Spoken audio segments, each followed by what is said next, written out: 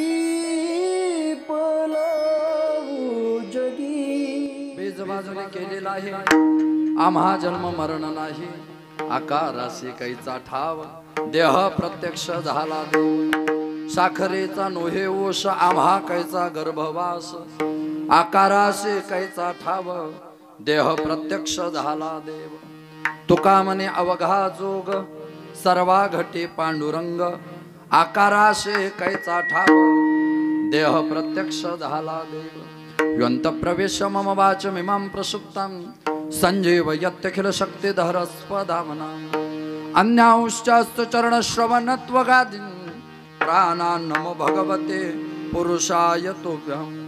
पांडुरंगा करो प्रथम,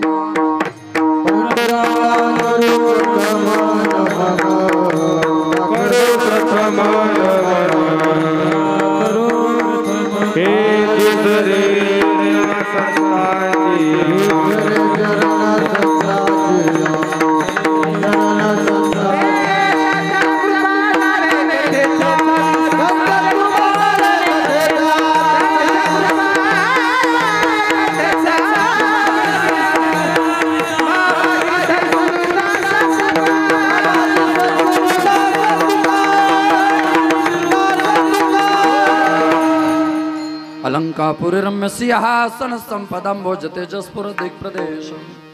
विधीन्द्रादिदेवैः सदा स्तूयमानं समाधि समृद्धिं भजे ज्ञानदेवं। नमो ज्ञानेश्वरा नमो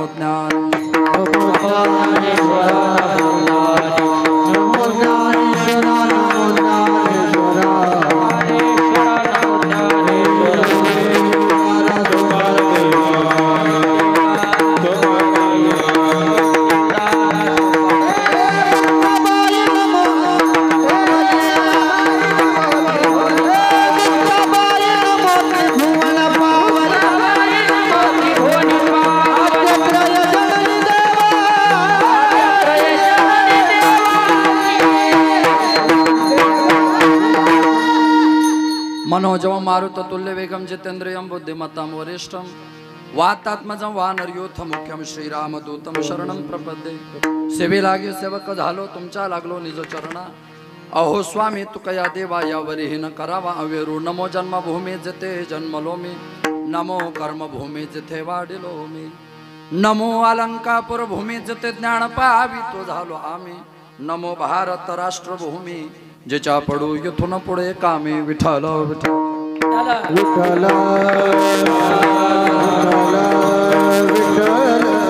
बीज बाजूने केलेला आहे आम्हा जन्म मरण नाही, आकारासे कैचा ठाव देह प्रत्यक्ष झाला देव प्रस्तुत। प्राप्त प्रसंगी कीर्तनरूपे सेवे करता घेतलेला अभंग अक्षरब्रह्म अव्यक्त ज्ञान अलौकिक काव्य तत्परता अलौकिक कार्य तत्परता सामर्थ्यता प्राप्त संत वैराग्य भूषण ज्ञाण्यांच्या राजा सदकांचं मायबाप युगेंशी माऊली कैवल्य साम्राज्य चक्रवर्ती अलंका प्रणिवासी माऊली महावैष्णव संत सम्राट ज्ञानोबराय।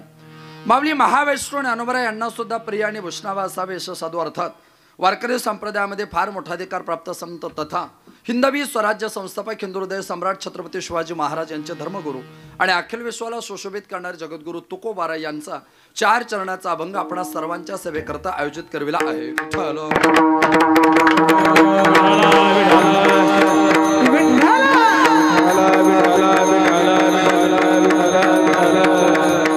अभंग पंचमे निर्माते तुकोपनिषदकार वैराग्यराज रसिकत्व प्राप्त जगद्गुरू तुकोबारा यांचा असून अभंगातील प्रास्ताविकता प्रतिपादित करण्याअगोदर परिहार देणे इष्टनिवारे तथा ते गरजेचे सुद्धा आहे की निमित्ताने तुम्ही आपण सगळेजण आज त्या पवित्र पावन धर्म मंडपामध्ये विराजित आहात। रसिकता भाऊकथा चतुरता सजगता श्रोत्याच्या भक्तिशास्त्राच्या श्रवण मात्राच्या चत्वार्यांत करणाने कारणे परंपरा सगळ्यांना नातव्य असलच आहेच। वक्त्याचं प्रधान कर्तव्य नात्याने थोर मोठ्यांच्या पदस्पर्शाने पनित पावित वसलेल्या असलेल्या आपल्या पवित्र पावन नगरीमध्ये भगवंताच्या असीम कृपेने साधू संतांच्या कृपाशीर्वादाने समस्त पंचक्रोशी ग्रामस्थांच्या मानवी सामंजस्याने आपण सगळेजण मानवी जीवन जगत आहात। ते मानवी जीवन जगत असताना आपल्या गावातील परिसरातील सण उत्सव परंपरा विधी संस्कार सोडे एकमेकाच्या सुखदुःखात सहभागी होण्याची नैतिकता, त्याच नैतिकतेचं पैकत्व आपल्या गावात आपल्या परिचयात आपल्या परिवारात आपल्या परिसरात आपल्या नातेवाईकात सामाजिक कौटुंबिक राजकीय शैक्षणिक धार्मिक क्षेत्रामध्ये परिचित असणार आपल्या गावातील पवार कुटुंबे, या पवार कुटुंबाचा आधारस्तंभ म्हणजे वैकुंठवासी आदरणीय श्री भक्तिपरायण आप्पासाहेब दशरथ वामनराव पवार ह्यांना आपल्यातून जाऊन 1 वर्ष पूर्ण होतं आणि त्यांच्या प्रथम वर्ष श्राद्धाच्या निमित्ताने समस्त पवार कुटुंबियांच्या विद्यमाने त्यांच्या पश्चात त्यांच्या धर्मपत्नी गंगा भागीरथी आईसाहेब, सरस्वतीबाई दशरथ पवार, त्यांचे चिरंजीव स्वर्गीय रामदास दशरथ पवार, गणपत दशरथ पवार, त्यांच्याच कुटुंबातील त्यांच्या सुकन्या गंगा भागीरथी ताईसाहेब, शारदा ज्ञानदेव लगड, दुसऱ्या सुकन्या शोभा नरेशचंद्र राजे रणशूर, त्यांच्या पुतणी उज्ज्वला संजय नागवडे, त्यांच्या दुसऱ्या पुतणी वैशाली राजेंद्र शितोडे, त्याचप्रमाणे त्यांच्या चुलती अंजनाबाई बळवंत पवार, त्यांचे चुलत बंधुराज वैकुंठवासी आनंदराव बळवंत पवार, बाळासाहेब बळवंत पवार, नारायण बळवंत पवार, त्यांच्याच कुटुंबातून खऱ्या अर्थाने राजेश आनंदराव पवार, दत्तात्रय बाळासाहेब पवार, नितीन आनंदराव पवार, सचिन बाळासाहेब पवार, पोपट बाळासाहेब पवार, त्यांच्याच कुटुंबातून थोडी शांतता ठेवा, निखिल नारायण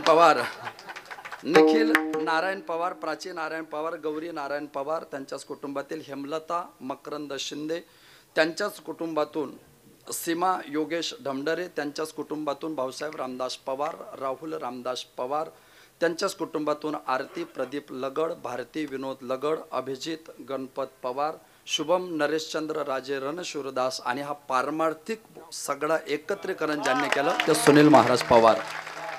आपल्या धंद्यात एवढीच कमाई खरं म्हणजे नियोजनाला बोट ठेवावं असं कुठेच काही नाही. तरी सुनील महाराजांची एक छोटी चुकी झाली, ती तुम्ही ऐकणारे सगळे मान्य करणार, हे समोर बसलेले मान्य करणार नाही, हे मान्य करणार नाही, पण तुम्ही येत्या 2 तासामध्ये सगळे मान्य करणार की सुनील महाराजांची चुकी झालेली आहे. आणि ती चुकी कोणती असेल, जर एवढे रथी महारथी संगीत क्षेत्रातले बोलवायचे होते तर कीर्तनकार गायक बोलवायला पाहिजे होता.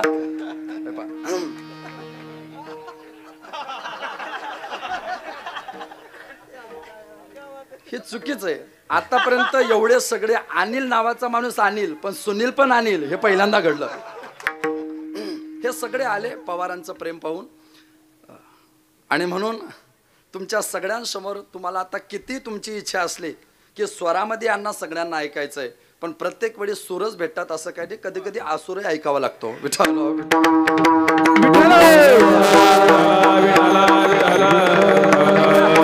अभंग जगद्गुरु तुकोबऱ्यांचं, जगद्गुरु तुकोबऱ्यांच्या अभंगातली गोड भाषा, बेजबाजूने केलेला आहे आम्हा जन्म मरण नाही, आम्हा जन्म नाही, आम्हा मरण नाही, आम्हाला जन्म नावाचा विकार नाही, मृत्यू नावाचा विकार नाही. काय जन्म नाही, काय मृत्यू नाही, जन्माच्या कारणाचं जे जे काही बीज असेल ते जे भगवंताच्या ज्ञानाच्या अग्नीमध्ये भाजलं, जन्माच्या कारणाचं बीज भगवंताच्या ज्ञानाच्या अग्नीत भाजलं आणि ज्ञानाच्या अग्नीत भाजल्यानंतर प्राक्तनाच्या शेतीत पेरल्यानंतर देहरूपाने ते उगवलंच नाही. म्हणून आम्हा जन्म नाही, आम्हा मरण नाही, आकारासी कैचा ठाव, देह प्रत्यक्ष झाला देव, जन्म मरणच शिल्लक नाही. आणि म्हणून आमच्या ठिकाणी आता आकार शिल्लक राहिला नाही, आकारासी कैचा ठाव, देहाला देवत्व प्राप्त झालं, देह प्रत्यक्ष झाला देव. हे बघा, साखरेचा ऊस तयार होणं ही प्रक्रिया आहे, पण ऊसापासून पुन्हा साखर तयार होणं कदापि शक्य नाही. तसा जीवाचा देव होणं ही प्रक्रिया आहे, पण पुन्हा देव जीव म्हणून जन्माला येणं आता शक्य नाही. आम्हा कैचा गर्भवास, तुका म्हणे अवघा जोग, जोग म्हणजे योग, योग म्हणजे संयोग. तुकोबऱ्या सांगतात योग जोडून आला, कोणता? अवघा जोग. हा सुद्धा योगच आहे की नाही. सगळे रथी महारथी खरं म्हणजे महाराष्ट्रात नाही तर संगीत क्षेत्राला ज्या ज्या वेळी संगीतामध्ये दिग्गजांची नावं घेतल्या जातात त्या त्यावेळी वारकरी संप्रदायातले 2 नावं आदरणीय श्रोत्र भक्तिपरायण परमपूज्य पंडित कल्याणजी गायकवाड गुरुजी असतील किंवा आदरणीय श्रोत्र भक्तिपरायण पंडित आदरणीय आपल्या सगळ्यांचेच मला वाटतं गुरु आदरणीय विष्णूजी महाराज असतील. या 2 संगीत क्षेत्रातल्या दिग्गजांसमोर खऱ्या अर्थाने आज आपण सगळेजण न्हावून निघतोय. कसे निघतोय ते पुढे आपण पाहणारच आहोत. ऐका, या अवनी तलावर, भूमी तलावर, शय्या तलावर, पृथ्वी तलावर या मृत्यू लोकांमध्ये कोणीच नव्हतं, काहीच नव्हतं, तेव्हा एकच तत्व होतं, त्याचं नाव परमात्मा. स एकाकीन रमते वा ब्रह्म एकाकीन रमते. त्याला एकट्याला करमत नव्हतं, म्हणून त्याने ठरवलं की संकल्प केला पाहिजे. आणि संकल्प करण्याकरता एकलेनं कंटेचे म्हणून या येणे केले निर्माण 14 भुवने, एकी एकटाचे असोनी एकला, विश्वी विश्वाकार होवनी या ठेला, जया परी होतय साची गमला, नंद नंदन अचोज अंबोला. त्या भगवान परमात्म्याला वाटलं की आपण जन्माला घातला पाहिजे. काय जन्माला घातला पाहिजे? बघा, त्याने जन्माला घातला ब्रह्मदेव, याची नाभे कमळी जन्म चतुरानना. त्याने जन्माला घातलं. कुणाला जन्माला घातलं? ब्रह्मदेवाला जन्माला घातलं. त्या ब्रह्मदेवाला सांगितलं तुला सृष्टी जन्माला घालायचे. ज्याला सृष्टी जन्माला घालायचे त्या ब्रह्मदेवाला ज्ञानवरे ज्ञानेश्वरीमध्ये वेडा म्हणतात. पूर्वी गाविरोत्तमा, सृष्टीच्या उपक्रमा, वेडा ऐसा ब्रह्मा एकला होता वेडा ऐसा ब्रह्मा पूर्वेगा विरोत्तमा सृष्टीची या उपक्रमा. ब्रह्मदेवाला किती डोके आहेत? हा, ब्रह्मदेवाला डोके किती आहेत? एक. किती ब्रह्मदेवाला डोके? हा, दोन. किती? तीन. गणिताचा क्लास चाललाय का? ब्रह्मदेवाला 4 डोके आहेत, पण ज्ञानोबराय म्हणतात तो वेडा आहे. ह्याच्यावरून अंदाज आला पाहिजे माणसाला. त्याला 4 डोके राहून जर ज्ञानोबराय त्याला वेडा म्हणतात, हे आपल्या गावात एक डोक्यावाले का आगाऊपणा करतात? बरं, ह्यांच्या डोक्याचे पुन्हा प्रॉब्लेम आहे. Brain is same but mind is difference. आकारानेच वाढले, विचाराने वाढतील याची शाश्वती फार कमी आहे. ऐका, त्या ब्रह्मदेवाला हे सगळं पाणी पाहिलं, त्याचं चित्त अस्थिर झालं. आणि चित्त अस्थिर झाल्यानंतर मी सृष्टी कशी जन्माला घालू अशी चिंता त्याच्या मनात आली. पण पुणे जिल्हा त्याच्या मदतीला धावून आला. आणि मग ब्रह्मदेवाला भगवान परमात्म्याने म्हटलं, तो पुणे जिल्ह्यामध्ये तुझं चित्त स्थिर नाही ना, तुला चिंता आहे ना, ही चिंता घालवण्याकरता, चित्त स्थिर करण्याकरता तू तपस्या कर पुणे जिल्ह्यामध्ये. इथून अगदी जवळ असणारे गाव आहे, मी बोलेल पुढे. त्या गावामध्ये ब्रह्मदेवाने तपस्या केली. याला आपण हृदय म्हणतो, याला आपण छाती म्हणतो, याला आपण ऊर म्हणतो. हे ऊर स्थिर करण्याकरता ज्या गावात तपश्चर्या केली त्या गावाचं नाव थेऊर. ते खरं नाव आहे स्थिर ऊर. ते खरं नाव आहे स्थिर ऊर, पण सरांनी मराठीत PhD केली, मग थेऊर. आपल्याकडे जास्त शिकल्यानंतर अडचणी वाढतात.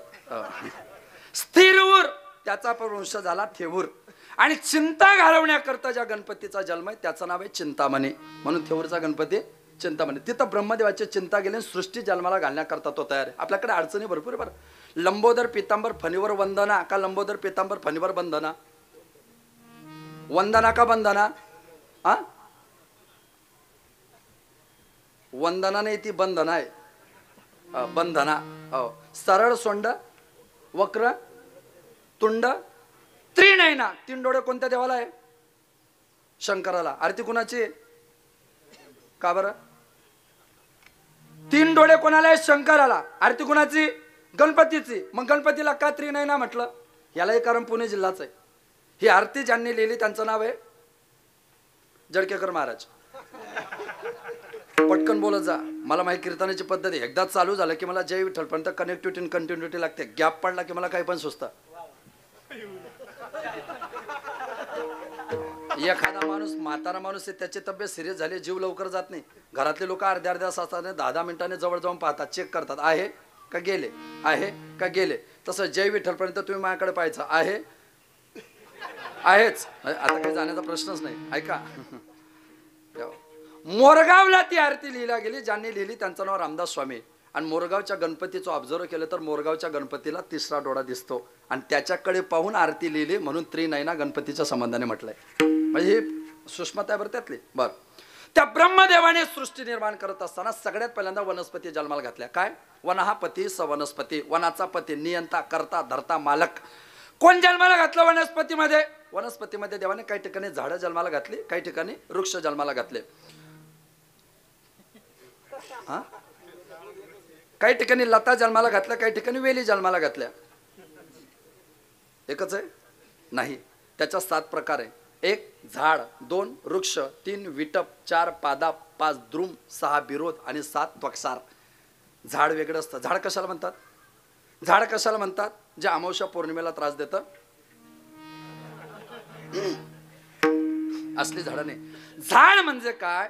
ज्याला फुलंही येत नाही आणि ज्याला फलही येत नाही त्याला म्हणतात झाड. ज्याच्या ठिकाणी फुलाचा जन्म नाही, ज्याच्या ठिकाणी फलाचा जन्म नाही, त्याला झाड म्हणतात. फुलही येत नाही, फलही येत नाही असं कोण आहे? हेप्पा, बाकीच्यांना आलं नाही तर चालेल, वारकऱ्याला आलं पाहिजे. आणि वारकऱ्याला आलं नाही तर मग खरंच वारकरी काय हे तरी क्लिअरिफिकेशन झालं पाहिजे. वारकरी लोक, तुम्ही लोक ध्वज घेता, पताका घेता, झेंडा घेता. तुमची ध्वज, पताका, झेंडा ज्याच्यात खोवतात, रोवतात, लावतात, क्या डाल के ऐसा क्या फिर? ठीक आहे. बांबूचं वैशिष्ट्य आहे, बांबूचं वैशिष्ट्य आहे, त्याला फुल फल नसतं. बरं, वृक्ष म्हणजे काय? ज्याला डायरेक्ट फल येतं, फुल येतच नाही, डायरेक्ट फल ज्याला येतं त्याला म्हणतात वृक्ष. कोण आहे असं? उंबर. उंबराला डायरेक्ट फल आहे. आधी फुलं येतात आणि नंतर फलं येतात. बिरोध, आंबा. विटप, विटप ज्याची गर्द किर्द झाडी असते त्याला म्हणतात विटप. याच्यामध्ये कोण आहे? चिंच, हिवर याला म्हणतात विटप. पादाप हा शब्द ज्ञानोबरांनी जन्माला घातला. का फेडी तपापताप, पोखेत तिरीचे पादाप, समुद्रा जायाप गंगेचे जैसे, गंगेचे जैसे समुद्रा जायाप, पोखेत तिरीचे पादाप, का फेडी तपापताप. पादाप याचं व्युत्पत्ती शास्त्र असं आहे, पाद अधिक आप इट इक्वल टू पादाप. पाद म्हणजे पाय, आप म्हणजे पाणी, जे पायाकडून पाणी पितात त्याला शास्त्रात पादाप म्हणतात. ज्ञानोबरांची मराठी आहे म्हणून ज्ञानोबरांनी तर शपथ घेतली सगळ्या भाषावाल्यांसमोर, माझा मराठा बोलू कौतुके, पुढे अमृतात पै पैजा जिंके. मराठी भाषा अमृतालाही जिंकेल, पण कोणाची? जे गावठी गाणे म्हणतात कीर्तनात त्यांची नाही, ज्ञानोबरांची. ज्ञानोबरांनी स्पेसिफिक सांगितलं माझा. ज्ञानोबरांनी सांगितलं माझी ज्ञानेश्वरीतली मराठी अमृताला जिंकेल, माझी हरिपाठातली मराठी अमृताला जिंकेल. तुझे गाणे लोकांना जिंकतील. तर ऐका ऐका, ही जी प्रक्रिया आहे ही फक्त माझा आहे, माझी मराठी तुमच्यावर आक्रमण करेल. ज्ञानोबरांच्या मराठीचं वैशिष्ट्य स्थितीदर्शन आपण पाहतच जाऊ. ऐका, मग या कथेमध्ये विटप पादाप द्रुम बिरोध, बिरोध नावाची एक जात आहे. बिरोध म्हणजे काय? त्या झाडाला फळ येतं, त्याचं फळ खाण्यासारखं होतं आणि फळ पक्क झालं की झाड मरून जातं.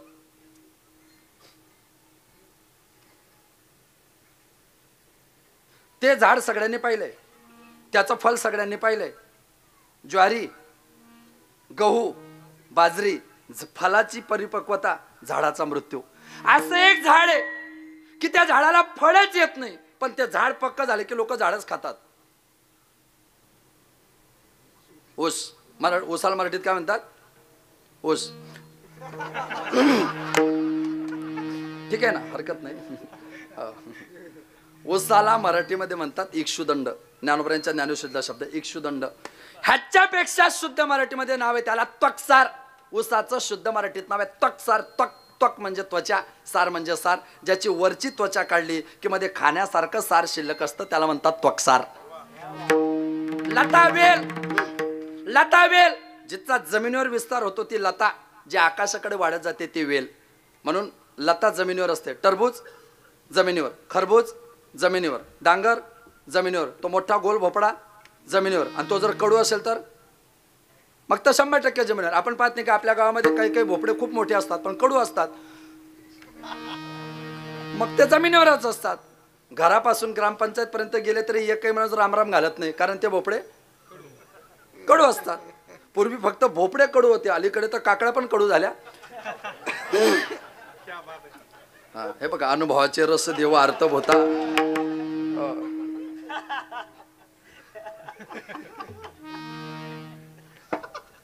लता जमिनीवर वाढते, पण जाई जुईचे फुलं निस्वार्थपणे सुगंध देत आकाशाकडे वाढतात. हा संप्रदाय ज्ञानोबा तुकोबरांचं बोट पकडून निस्वार्थपणे वैकुंठाकडे वाढ करतो, म्हणून याला वेल म्हणतात. त्याचा वेलू गेला गगनावर. त्याचं कारण ते बरं, हरिनाम वेली विस्तार पावली, फळी पुष्पी भार ओलावला. हा जे ना हे ओलावली, हे जे ना हे कशामुळे शक्य झालं तर वेल प्रधान. देवाला काही समाधान झालं नाही याला जन्माला घालू. मग देवाने तिर्यक योनी जन्माला, advance technology update version 3G 4G 5G, आणि मग देवाने तिर्यक योनी जन्माला घातले. डास, चिलट, मच्छर, किडा, कीटक, कृमी, भूमी, सरडा, विंचू, पाल. तिर्यक योनी अशाश्वत. पावसाळ्याचे दिवस गावातल्या स्ट्रीट लाईट लागला आणि लाईट लागल्यानंतर त्या फोकस समोर एका मिनिटामध्ये हजारो पाकड्या येतात, हजारो पाकड्या जमा होतात. किती महिने जगतात त्या? काय एक उपजता मरती, याला म्हणतात तिर्यक योनी. अजून एक एवढा छोटा प्राणी असतो लाल रंगाचा, 100-200 एकाच ठिकाणी असतात ते शेतात. हा, किती दिवस जगतात ते? लगेच मरतात. गोगल काय, गोगल काय आता दिसते का? आता गोगल काय दिसते का? हा, तिचे भाऊ पण दिसते. म्हणजे ज्यांचे पाय पोटात ते बोलतात काही, करतात काही, है की नाही? माणसाने सत्कर्म केलं पाहिजे असं म्हणता म्हणता गावच्या सप्ताह सुद्धा महाराजची वर्गणी नसते, याला म्हणतात गोगलगाय. तर तिर्यक योनी, विंचू तिर्यक तिर्यक आहे. शास्त्र महाभारतामध्ये ॲनिमल लॉजिक आहे, प्राणीशास्त्र, त्याच्यामध्ये तिर्यक तिर्यक आहे. विंचू ना 2, 3, 4, 5 विंचवाचे पिलं आईच्या पोटात वाढतात. ते योनी समोर जन्माला येत नाही बरं. विंचवाचे पिलं आईचं पोट कापतात आणि मग जन्माला येतात. विंचू त्याची आई मेल्याशिवाय जन्माला येत नाही. विंचवाचं वैशिष्ट्य आहे, तो आईचं पोट कापतो तरच जन्माला येतो. तुमच्या लक्षात नाही राहत, महिलांच्या पटकन लक्षात येईल. अलीकडे बरेच विंचू तसेच येतात. बरं, ध्वनी, देवाला समाधान नाही. मग उपद्रवी प्राणी जन्माला घातले, वाघ, सिंह, चित्ता, तडस, दुसऱ्याला त्रास देण्यासाठी ज्यांचा जन्म ते उपद्रवी. उपद्रवी संपले, मग उपयोगी प्राणी जन्माला घातले, गाय, बकरी, म्हैस, कुत्रा, घोडा, गाढव. उपयोगी. कुत्रा उपयोगात येतो. कुत्र्याचे दोन वैशिष्ट्य आहे. जोपर्यंत त्याचं पोट भरत नाही तोपर्यंत तो मालकाचे पाय चाटतो. कुत्रा जोपर्यंत पोट भरत नाही तोपर्यंत मालकाचे पाय चाटतो, आणि एकदा त्याचं पोट भरलं की दुसऱ्याला काटतो. बऱ्याच कुत्र्यांमध्ये हे प्रॉब्लेम आहेत. त्यांचं पोट भरत नाही तोपर्यंत नेत्याचे पाय चाटतात, आणि ते मजबूत झाले की गरीबाला काटतात. कुत्र्याचं दुसरं काम आहे, चोरी झाली आपल्या घरात, चोरी झाली, चोर पकडायची जबाबदारी कोणाची आहे? हा, चोरी झाल्यानंतर चोर पकडायची जबाबदारी कोणाची आहे? पोलिसांची. पण तो चोर जर पोलिसांना सापडला नाही मग कोणाला बोलावं लागतं? Dog squad. म्हणजे कोणाला? कुत्र्याला. बर, जो चोर पोलिसांना सापडत नाही तो कुत्र्याला सापडतो, मग हुशार कोण आहे? जो चोर पोलिसांना सापडत नाही तो चोर कुत्र्यांना सापडतो, हुशार कोण आहे? कुत्रा की पोलीस? पोलीसच. हुशार पोलीसच आहे, फक्त चोर सापडायला नको पाहिजे याचे जे कारण पोलिसांना माहिती आहे ते कुत्र्याला अजून माहिती नाही. ज्यांना समजलं त्यांना धन्यवाद. बाकीच्यांनी माझ्या फोन पेला पैसे टाका, मी ऑनलाईन क्लासेस पण चालवतो, त्याचा काही मोठा विषय नाही. फक्त सांगा मला हे समजलं नाही, आपण ऑनलाईन पद्धतीने त्याच्यावर रिसर्च करतोच. ऐका, घोडा उपयोग. आता ही जुनी म्हातारी लोक अशी भाग्यवान होती, 17व्या वर्षी घोडा कामात आला त्यांना, आणि आता काही काही घोडे 34 वर्षाचे झाले तरी घोडा नशिबात नाही. म्हणजे आमचे एक मित्र म्हटले लग्न म्हणजे काय? What means marriage? Marriage means contract म्हणजे करार. लग्न म्हणजे काय? माणसाने घोड्यावर बसायचा केलेला गाढवपणा म्हणजे लग्न. उपयोगी. देवाला काहीच पश्चाताप झाला, काही उपयोग नाही. मग देवाने शांत चित्ताने देवच बसले, आणि देवाने नाथ महाराजांचं भागवत उघडलं. निजात्म प्राप्ती लागोनी देवे केले मनुष्य योनी, देवे निजात्म प्राप्ती लागोनी मनुष्य योनी केले. मनुष्य देहाचे निज्ञाने सच्चिदानंद पदवी घेणे, एवढा अधिकार नारायणे कृपावलोकने दिदला. एवढा अधिकार नारायणे सच्चिदानंद पदवी घेणे, मनुष्य देहाचे निज्ञाने. आयुष्याच्या साधने आयुष्याच्या साधने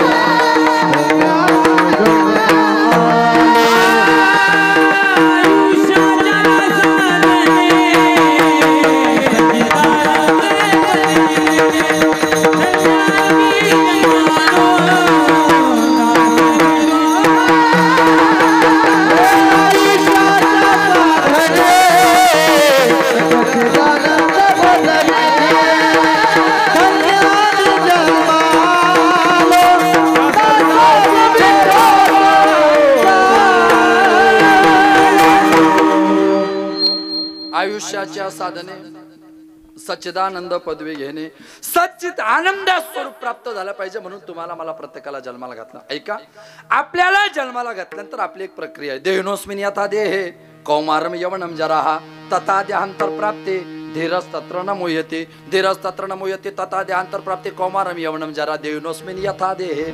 याला मराठीमध्ये रूपांतर केलं गीतेचं गाथेमध्ये. बालपण गेले नेनता, तरुण दशे विषय व्यथा, वृद्धपणे प्रवर्तली चिंता, मरे मागुता जन्म घरी. बालपण नेनता गेले, तरुण दशा विषय व्यथा गेले, वृद्धपणे चिंता प्रवर्तले, मागुता घरी मरे, आता काय उरे.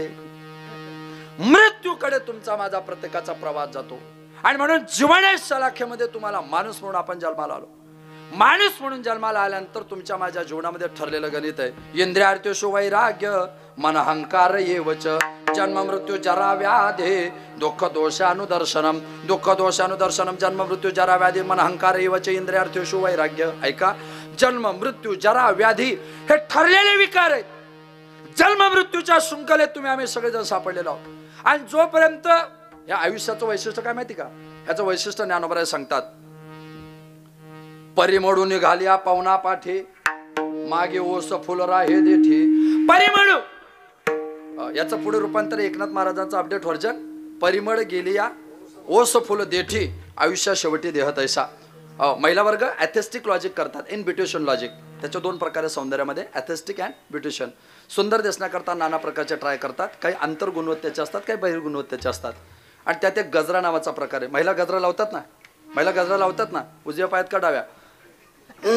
हरकत नाही. गजरा कुठे असतो?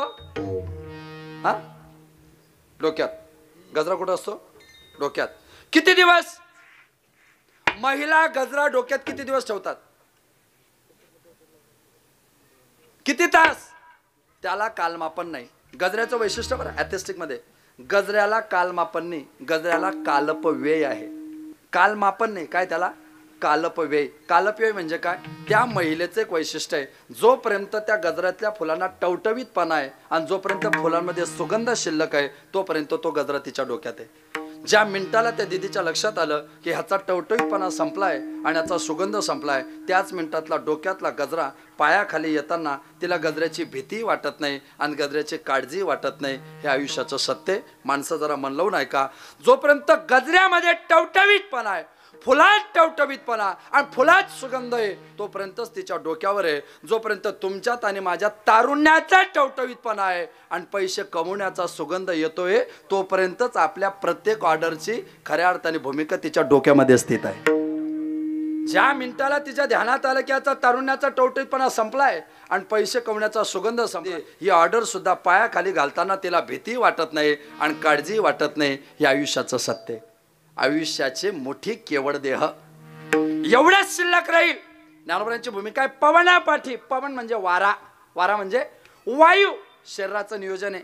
ॲनाटॉमिलॉजी असं सांगते, शरीरशास्त्र असं सांगतं, जोपर्यंत शरीरात वायू तोपर्यंत तुमची आयु. वायू संपला की आयु संपले. त्याचं क्रॉस एक्झामिनेशन सिस्टीम असे, तोपर्यंत वायू तोपर्यंत वायूच्या उलट तुम्ही युवा. वायूचा तालमेल बघडला की तुम्ही युवा म्हणून संपले. शरीरात ताकद आहे तोपर्यंत परमार्थाचं वैशिष्ट्य घ्या आणि तोपर्यंतच तुम्हाला त्याच्यापर्यंत पोहोचता येईल. आणि हे सगळ्यांना पचत नाही बरं.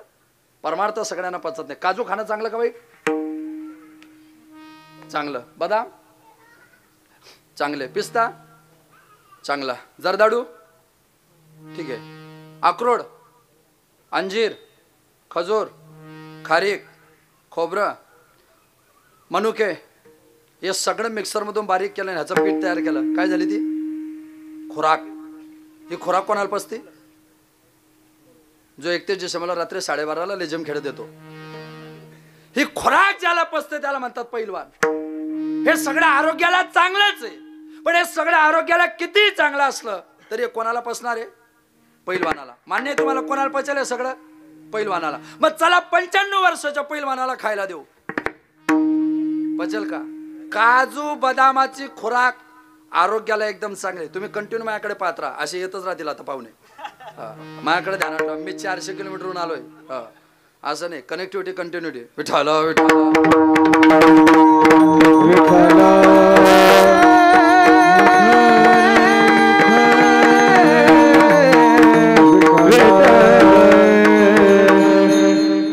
काजू बदाम आरोग्याला चांगलेच आहे, ते पैलवाना करताच आहे. पण वय निघून गेलं तर तेच त्याच्या आरोग्याला घातक असतात.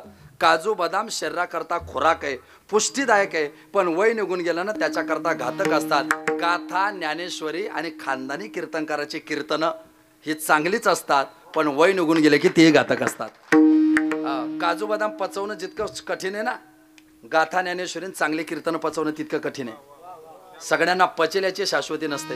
ज्ञानोबराय तुकोबराय समजायला काय ते एका जन्माचं वैशिष्ट्य नाही. संतांचं वाङ्मय आपल्या जवळ असू द्या ना. कीर्तन ऐकतो म्हणून काय झालं? कीर्तन करतो म्हणून काय झालं?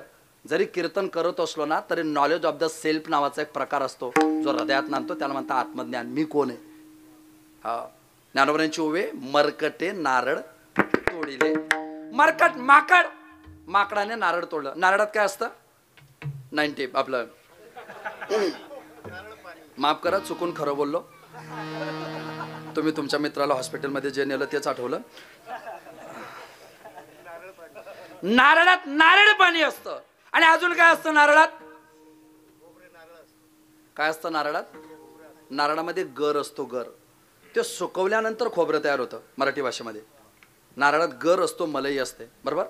माझ्या जवळ नारळ आहे याचा माकडाला आनंद आहे. माझ्या जवळ नारळ आहे ह्याचा माकडाला आनंद आहे. पण त्याच्यातलं पाणी पिता येत नाही, त्याच्यातला गर खाता येत नाही, कारण दुर्दैवाने त्याला नारळ सोलता येत नाही. दुर्दैव आहे बरं त्याचा. कोणाचा? माकडाचा. असे बरेच माकड आपल्याकडे आहेत. ज्यांच्या घरी चहा प्यायला गेलो ना, ते कपाटाकडे बोट दाखवतात. ती ज्ञानेश्वरी ना माझे वडील आळंदीला गेले होते ना तेव्हा घेतली. तो गाथा आहे ना माझ्या काका देऊला गेले होते तेव्हा घेतला. ती गीता मी कुरुक्षेत्रावर गेलो तेव्हा घेतली. तो असं सांगतो कुरुक्षेत्र कसं काय अर्जुनासोबत तो युद्ध करायला होता.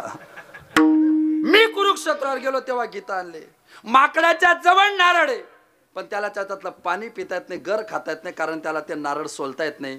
माझ्या मित्रांनो 40 वर्षापासून आमच्या घरात गाथा ज्ञानेश्वरी आहे. तिच्या जन्म मृत्यूला तारून नेण्याचं ज्ञान आहे. आमच्या घरात ज्ञानेश्वरी आहे याचा आनंद आहे. पण ती ज्ञानेश्वरी सोडता येत नाही, हे आमचं दुर्दैव आहे. दुर्दैव आहे बरं. त्याला जसं नारळ सोलता येत नाही, दुर्दैवाने आम्हाला सुद्धा ते करता येत नाही. आणि म्हणूनच जन्म मरणाच्या शृंखलेत आम्ही अडकून गेलो. त्या जन्म मरणाच्या शृंखलेची काही कारण काय येतो आम्ही जन्माला? का आम्हाला जन्म मरण घ्यावं लागतंय? आमच्या जन्माचे काही कारण आहे. आमच्या जन्माचं कारण जन्म घेणे लागे वासनेच्या वासना शिल्लक आहे म्हणून आम्हाला जन्माला यावं लागतं. एक केले कर्म झाले, कर्म शिल्लक म्हणून जन्माला यावं लागतं. 2 पाप पुण्य करूनही जन्म येतो प्राणी. 3 देहाधिकाचा अज्ञान. 4 भूताकाशाचा अज्ञान. 5 आणि आत्मस्वरूपाचा अज्ञान. आत्मस्वरूपाचा अज्ञान म्हणजे मी कोण याची माहिती नसणे. ते ज्ञान जे देतात ना त्याला गुरु म्हणतात. ते ज्ञान ज्यांना दिल्या जाताना त्याला श्री गुरुजी म्हणतात. आता हे जे उभे आहेत ना, या 35-40च्या आतले महाराष्ट्राचं वर्तमान आणि भविष्यातलं खरं भविष्य आहे. पण हे भविष्य तेव्हा उभं राहिलं जेव्हा या भूतकाळाने त्यांना तयार केलं. लक्षात घ्या, जीवनाचे 3 क्रम असतात: आगत क्रम, वर्तमान क्रम आणि अनागत क्रम. आगत क्रम म्हणजे काय? आगत क्रम म्हणजे काय? मागे काय झालं. काही लोक प्रक्रियेच्या मागे चालतात. आगत क्रम, आमच्या टायमाला असं नव्हतं, आमच्या टायमाला असं नव्हतं. ही जी लोक म्हणतात आमच्या टायमाला असं नव्हतं, यांचा खरा प्रॉब्लेम काय माहिती आहे का? आमच्या टायमाला असं नव्हतं म्हणजे काय? जे आता आहे ना ते त्यांना करायला भेटलं नाही, हा त्यांचा प्रॉब्लेम आहे. त्यांना फार तुमची काळजी आहे अशातला भाग नाही. मी एकाला म्हटलं तुमच्या टायमाला खरंच असं नव्हतं? ते म्हणे नाही हो महाराज, आमच्या टायमाला असं नव्हतं. म्हटलं तुम्हाला असं वाटतंय का तुम्ही जरा लवकर जन्माला आले? तो म्हणे हो ना. याला आगत क्रम म्हणतात, म्हणजे प्रक्रियेच्या मागे चालणे. कधी कधी पक्वाचे घातक असतात. आगत क्रम म्हणजे समेच्या मागे चालणे, त्यांचा आगत 10. मागे चालले की आगत 10. कृष्णा कसा राम असा राम. तर बर काही अनागत 10 राहतात. अनागत 10 म्हणजे समेच्या पुढे चालणे. ते गायकाची परीक्षा घेतात आणि दोन्ही एकत्र आले की कीर्तन काळाचा बळी देतात. मी काळजी घेईल ते दोन्ही एकत्र आले नको पाहिजे. कारण माझी एक सिस्टीम, माय रूल माय लाईफ माय कीर्तना माय स्पीच. ऐका, आगत धर्म असतो, अनागत असतो, तसा वर्तमानकालीन एक धर्म असतो. जीवन शाखेमध्ये गुरुजी नसतील तर तुम्ही काही करू शकत नाही. मांडुक्य उपनिषद गुरुजी, त्याच्यात गर्भोपनिषदाची एक शाखा आहे. मांडुक्य उपनिषदाच्या अंतर्गत गुरु असतात ना, गुरु आपल्या गुरुजीच्या तोंडात जीव असते, जिव्हा, ती जीवा नसते. श्रोत्री आणि ब्रह्मनिष्ठ गुरुच्या तोंडातली जीव कधी जीवा. शब्द थोडे कठीण होतील, शेवटच्या वाक्याला तुमच्या हृदयाला आनंद होईल. ती शाश्वती माझी. फक्त मन लावून ऐका, म्हणजे मनात विकल्प येणार नाही. तुमच्या माझ्या गुरुजीच्या तोंडातली जी जीव असते ना, ती जिव्हा नसते. शास्त्रकार सांगतात गुरुजीच्या तोंडातली जिव्हा हे कोणी एक लिंग आहे. त्या जिव्हा नावाच्या लिंगातून, त्या जिव्हा नावाच्या लिंगातून जे ब्रह्मज्ञानाचे शब्दरूपी शुक्राणू बाहेर पडतात, ते शिष्याच्या कान नावाच्या योनीद्वारे हृदयाच्या गर्भाशयात गेले की तिथे प्रगट होतो. त्याला आत्माराम म्हणतात. अशा काय परिपक्वता असते हो, आपण कधी विचारच करत नाही. आत्माराम हृदय प्रगटाला म्हणजे काय? देव हित प्रगट आहे. हित देव आहे ना. आपण मंदिरात जातो की नाही? मंदिरात जातो ना सकाळी सकाळी स्नान झाल्यावर. कशा करता? देव झोपलाय का उठलाय? दर्शनाला जातो ना. देवाकडे दर्शनाला पण किती तास देवाकडे पाहतो?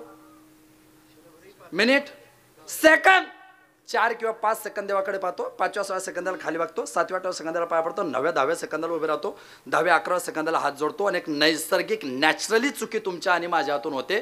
त्या देवाकडे हात जोडून पाहायला लागलो की डोळे काय होतात? बंद. कोणाला पाहायला आलो होतो? देवाला. देवाला पाहून डोळे काय केले? वाय? का? का? त्या गुरुजीची कृपा झाली म्हणून तुम्ही डोळे बंद करताय. हे तर एक सेन्स आहे. त्या सेन्सला ज्ञानोबराय सांगतात, तैसा हृदयामध्ये मी सर्वाघटी इथला मी. तो इथला सेन्स सांगतो, चामाचे डोळे दाविती, चामाचे, चर्माचे, चामड्याचे. चामड्याच्या डोळ्याने दगडाच्या मूर्तीत पाहिलं मी इतका सुंदर आहे. चामड्याच्या डोळ्याने दगडाच्या मूर्तीत पाहिलं मी इतका सुंदर आहे. भल्याग्रस्ता चामड्याचे डोळे बंद कर आणि मध्ये गुरुजींनी जे ज्ञान दिले त्या ज्ञानाचे डोळे उघड, तुला कळेल तुझ्या हृदयात मी कोण आहे.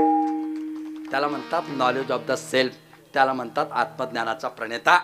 ते ज्ञान गुरुजी शिवाय कोणी देणार नाही. ज्ञानोबरांचे कोवे जे ज्ञानगंगे नाले. ज्ञानगंगे नाले हा मराठवाड्यातला शब्द आहे बरं, मराठवाड्यातला. कारण ज्ञानोबरांचा संबंध आपेगावशी DNA मध्ये गुणदोष असतात. आणि निघाला शब्द ज्ञानोबरांच्या तोंडातून, जे ज्ञानगंगे नाले. न्हाण आंघोळ वेगळी, आंघोळ वेगळी, स्नान वेगळं.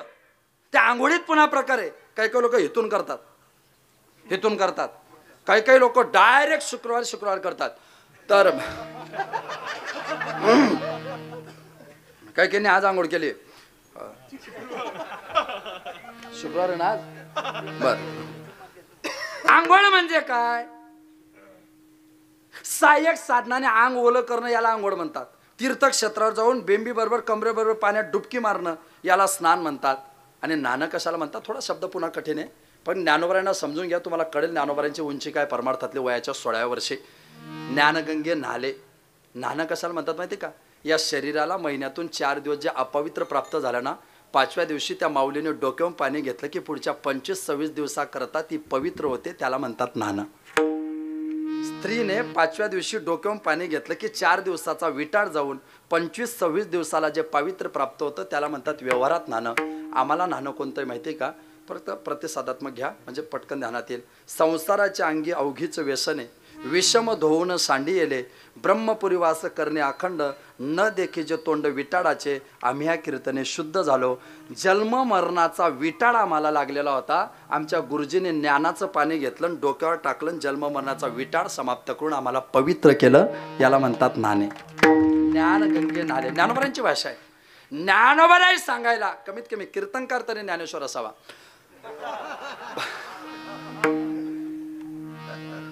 बाकी सब कुछ चलता है. बर, जे ज्ञान गंगे न्हाले आणि मग त्या ज्ञानाने काय होतं? ज्ञानाने अज्ञान निघून जातं. भूताकाशाचं, देहादिकाचं, आत्मस्वरूपाचं अज्ञान गेलं, अज्ञान गेलं आणि मग परिपक्वता प्राप्त झाली. ज्ञानाग्नी भस्मसात कुर्तेर्जुना. ज्ञानाचा अग्नी धाड धाड धाड धाड पेटायला लागला. ऐका, भाजलेलं बी, भाजलेलं जाळलेलं भाजलेलं बी जमिनीत पेरलं, भाजलेलं बी जमिनीत पेरलं, किती दिवसाने उगवेल? ओलायतीत पेरू. ऐका, भाजलेल्या बीचं वैशिष्ट्य आहे, त्याला जमिनीत पेरलं की पुन्हा उगवत नाही. का? का तो का उगवत नाही? त्याचं कारण असं आहे, त्याच्यातला जो चैतन्य घनतेचा जीव असतो ना, तो जळून समाप्त होतो. मी ज्ञानेश्वर महाराज जळकेकर आहे, मी ज्ञानेश्वर महाराज आहे. हा जो इथला अहंकार असतो ना, तो जडून जातो आणि मी ब्रह्मस्वरूपाचा प्रणेता हा जागृत झाला की ब्रह्मस्वरूपाला जन्ममरण नसतं, जन्ममरण देहाच्या संबंधाने असतं. आणि म्हणून भाजलेलं बी जमिनीत पेरलं की ते जसं उगवत नाही, तसं ज्ञानाच्या अग्नीत जन्ममरणाच्या कारणाचं बीज पेरलं की ते प्रारब्धामध्ये उगवत नाही. अभंगाच्या पहिल्या चरण. बीज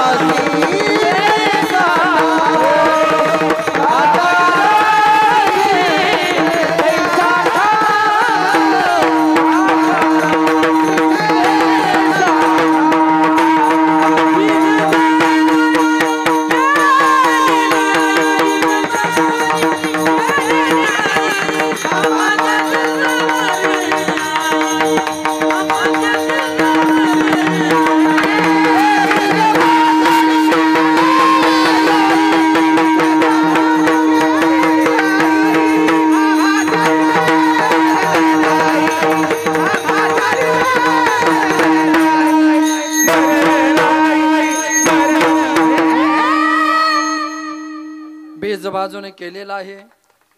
आम्हा जन्म मरण विवेकानंदांचं काय काय life is sing but at singing.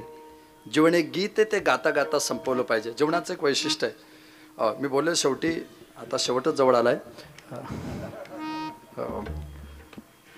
Pune जिल्ह्यात घड्याळाला वेग जास्त आहे अशी चर्चा आहे. तर मी खरंच वेगात गेला ना ते पुढं.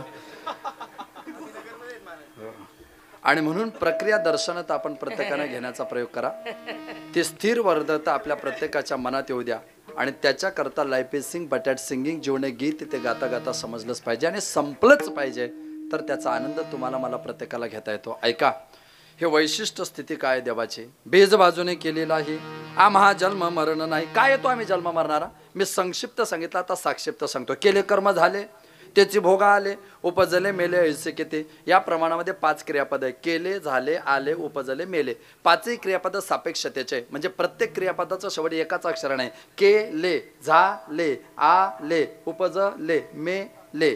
क्रम असा आहे. आपण सगळ्यांनी मागच्या जन्मात वाईट कर्म केले, ते सगळे कर्म देवाजवळ जमा झाले. ते कर्म आपल्याला आईच्या पोटात भेटायला आले. ते कर्म घेऊन आपण एक दिवस उपजले आणि कर्म भोगता भोगता मेले. देवाने काय बिघडविले. देव म्हटलं माझा काय संबंध आहे. तुझं कर्म आहे ना, तुझं कर्म आहे, तुला भोगावं लागणार आहे. तुझ्या कर्माला पर्याय नाही. पण आम्हाला कर्मही करायची गरज नाही. आम्ही कर्मरहित जीवन जगतो. हो हो, आम्ही कर्मरहित जीवन जगतो. का का तुमच्या माहिती करता सांगतो. एक आनंदाची घटना घडली. मला मुलगा झाला. मला म्हणजे मी ज्याचा दृष्टांत सांगतोय त्याला, हो माझ्याकडे नका पाहू. नवीन बाळाचा जर घरात जन्म झाला तर 12 दिवस आपण देवपूजा करतो का. त्याला काय म्हणतात शास्त्रीय परिभाषेत, जनन शौच. नवीन जर बाळाचा जन्म झाला तर त्या घरात 12 दिवस देवपूजा करता येत नाही. त्याला जनन शौच म्हणतात. एक वाईट घटना घडली आमच्याकडे. आमच्या आजी मेल्या. कोणी मेलं ना पुन्हा 13 दिवस आपल्याला काही करता येत नाही. त्याला मरण शौच म्हणतात. तर ठीक आहे. आमचे महाराज म्हणायचे आयुष्यात किती प्रॉपर्टी कमवा आणि आयुष्यात पोरांना किती शिकवलं पाहिजे माहिती का. पोरांना इतकं अडाणी ठेवू नका की जगाशी संघर्ष करता येणार नाही, पण इतके जास्त शिकवू नका की तुम्ही मेल्यानंतर त्यांना 13 दिवसही सुट्टी भेटणार नाही. 7व्या दिवशी त्यांना तुमचं उत्तर कार्य करावं वाटतं. याच्यापेक्षा काय दुर्दैव पाहिजे तुमच्या आयुष्याचं. 7व्या दिवशी त्यांना तुमचं उत्तर कार्य करावं वाटतं. याच्यापेक्षा तुमच्या जीवनातला दुर्दैवी विलास काय पाहिजे. फार कोरोनामध्ये क्वारंटाईन किती दिवस व्हावं लागत होतं. 14 दिवस. का माहिती आहे का. क्वारंटाईन होताना 14 दिवसाचंच क्वारंटाईन का काढलं. याला कारणीभूत भारताचं महाभारत होतं. कोरोना माहिती आहे ना. कोरोना कोरोना कोणत्या भाषेतला शब्द आहे की नाही. हे बघा, उत्तर येत नसेल ना बोलू नका. म्हणजे रिकाम्या जागा ठेवा. सर शेवटी 15 मिनिटात कॉफी पुरवतात. हे मध्ये लिहिणारे ना हे प्रॉब्लेमॅटिक विद्यार्थी राहतात. यांच्या हाल जास्त होतात. म्हणून व्यवस्थित होऊ द्या. तर कोरोना हा लॅटिन भाषेतला शब्द आहे. लॅटिन. त्याचा मराठीत अर्थ होतो काटेरी मुकुट. कोरोना हे नाव आपण दिलंय बरं. सायबर टाफे आणि जून अल्मेडा जागतिक आरोग्य संघटनेचे डॉक्टर आहे. त्यांनी भारताचा अभ्यास केला आणि मग त्याचं नाव कोरोना दिलं. त्याच्या मागची भूमिका अशी आहे. कोरोना हा लॅटिन भाषेतला शब्द. कोरोनाचा मराठीत अर्थ होतो काटेरी मुकुट. आपल्याकडे attack is the best policy of defence. युद्ध करताना डोक्यात मुकुट घालायचे सैनिक, पण त्या युद्धाच्या मुकुटाला 4-4, 6-6 इंच असे बाहेर काटे राहायचे. का. तलवार जर तुटली आणि शत्रू जर आक्रमण करायला लागला, खाली वाकायचं आणि ते काटे असलेला मुकुट त्याच्या पोटात टाकायचा आणि त्याला मारायचं आणि त्याचं शस्त्र घेऊन पुन्हा युद्ध करायचं. म्हणून कोरोनाचा लोगो तयार केला होता ना, तो असा बाहेर काट्याचा होता. याला कारण भारताचं महाभारत होतं. लक्षात घ्या. आपण अडाणी असतलं कधीच नाही, पण आपल्याला किंमत नाही. हे आपलं दुर्दैव आहे. अर्थात किंमत नाही याचं कारण आपल्याला माहिती नाही. माहिती नाही याचं कारण ज्यांना माहिती आहे त्यांचे कीर्तन आपण घेत नाही. तर ठीक आहे ना, होऊ शकतं.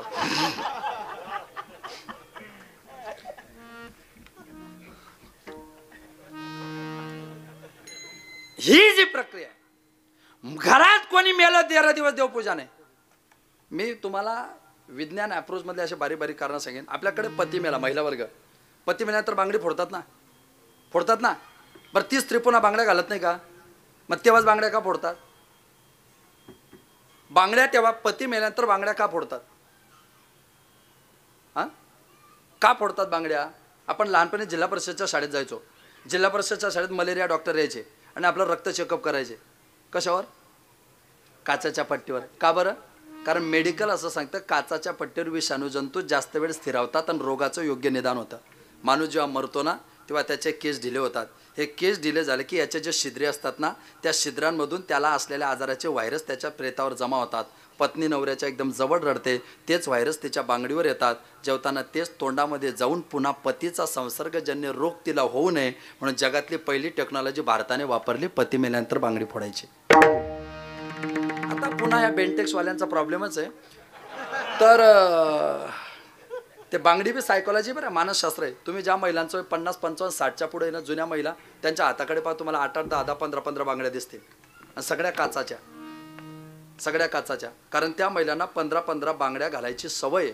आता अलीकडच्या महिला एकच बांगडी घालतात, त्यांच्या 2 हातात 2च बांगड्या राहतात. त्याच्यामध्ये मानसशास्त्र असं आहे, जुन्या महिलांना 15, 15, 30 बांगड्या हातात असल्या तरी अडचण होत नव्हती. याचा अर्थच असा आहे जुन्या महिलांना घरात 30-30 लोक एकत्र राहिली तरी अडचण होत नव्हती. आता ह्या 2च बांगड्या आहेत कारण यांचे प्रॉब्लेम आहे, यांना काही समजत नाही, दुसऱ्याचं ऐकून घेत नाही. यांच्या अडचणी मोठ्या आहेत ना. हम दो हमारे दो माँ बाप को फेक दो. याच्यामध्ये प्रत्येक गोष्टीला शास्त्र आहे. असं कॉमन सेन्स नॉलेज अंदाजाने काहीच नाही आपल्याकडे. त्या बांगडी फोड्या ते प्रेत उचललं की ते साडीचा पदर घेऊन काय करतो आपण, प्रेताला वारा देतो ना. कुठं देतात तो वारा?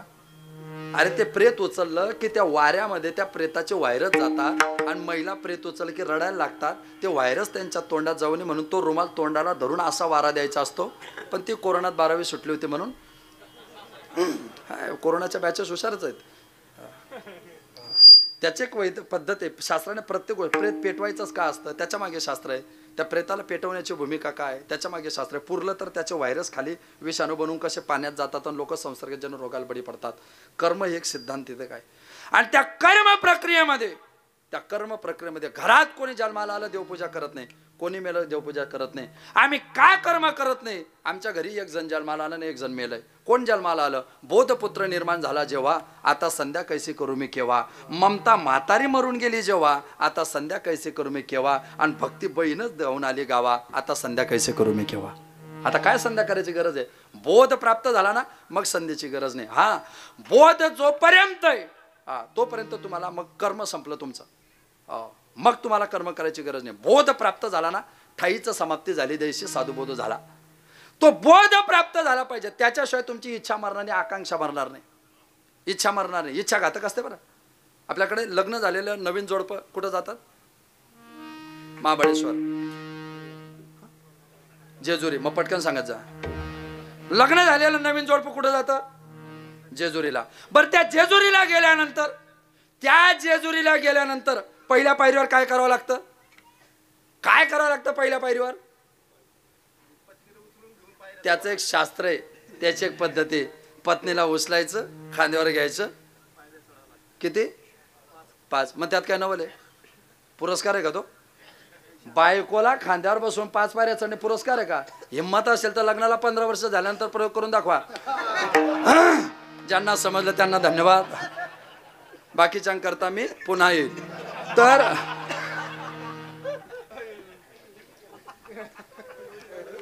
त्या गडाच्या पायथ्याशी खंडेरावाचे भक्त असतात. एक स्त्री भक्त आणि पुरुष भक्त. पुरुष भक्त 2 असतात, अहमवाग्या. आणि स्त्री भक्त असतात, तिला काय म्हणतात? मुरडी. ते मुरडी जेव्हा नाचतात ना, खूप त्या मुरड्या नाचतात तर नंतर त्या तमाशात नाचायला लागल्या. मी परवा युट्यूबला एक मुरडी पाहिली. तिने कीर्तनात मांडीवर अशी थाप मारली. मला 10 मिनिटं टेन्शन आलं, मुरडी होती का मुरडा होता. तर हा भोप्यांचा दोष आहे. ती मुरडी जेव्हा नाचते ना, तमाशामधल्या स्त्रिया जेव्हा नाचतात ना, खाली असे 500 माणसं बसलेले असतात ना, नाचताना 500 माणसांना फसवतात. त्या 500 माणसाला इशारा करतात, तुझ्याकडेच पाहते, तुझ्यासाठीच नाचते आणि तुझ्यासाठीच हसते. तेही खाली बसलेलं, डीपीवरचा डिओ गेलेला आणि आकड्यावर कसा तरी जगणारा. त्यालाही असं वाटतं माझ्याकडेच पाहते, माझ्याकडेच पाहून हसते आणि माझ्यासाठीच नाचते. त्याला कोपऱ्यात घेऊन जाऊन समजून सांगा, तुझ्यासारखे रोज ती 500 वाटी लावते. त्याला कोपऱ्यात समजा, तिच्या नादाला लागू नको. तिच्या नादाला लागला ना रोज 500 जणांना फसवते ती. रोज स्टेज बदललं की प्रत्येकाला भासवते तुझ्यासाठी. तशी आशा आहे, तशी अपेक्षा आहे, तशी आसक्ती, तशी ही इच्छा आहे. हिच्या नादाला लागला ना तुला नरकाशिवाय पर्याय नाही. इच्छा मुरडी पाहू नका, इच्छा मुरडी पाहू नका, पडाला नरक.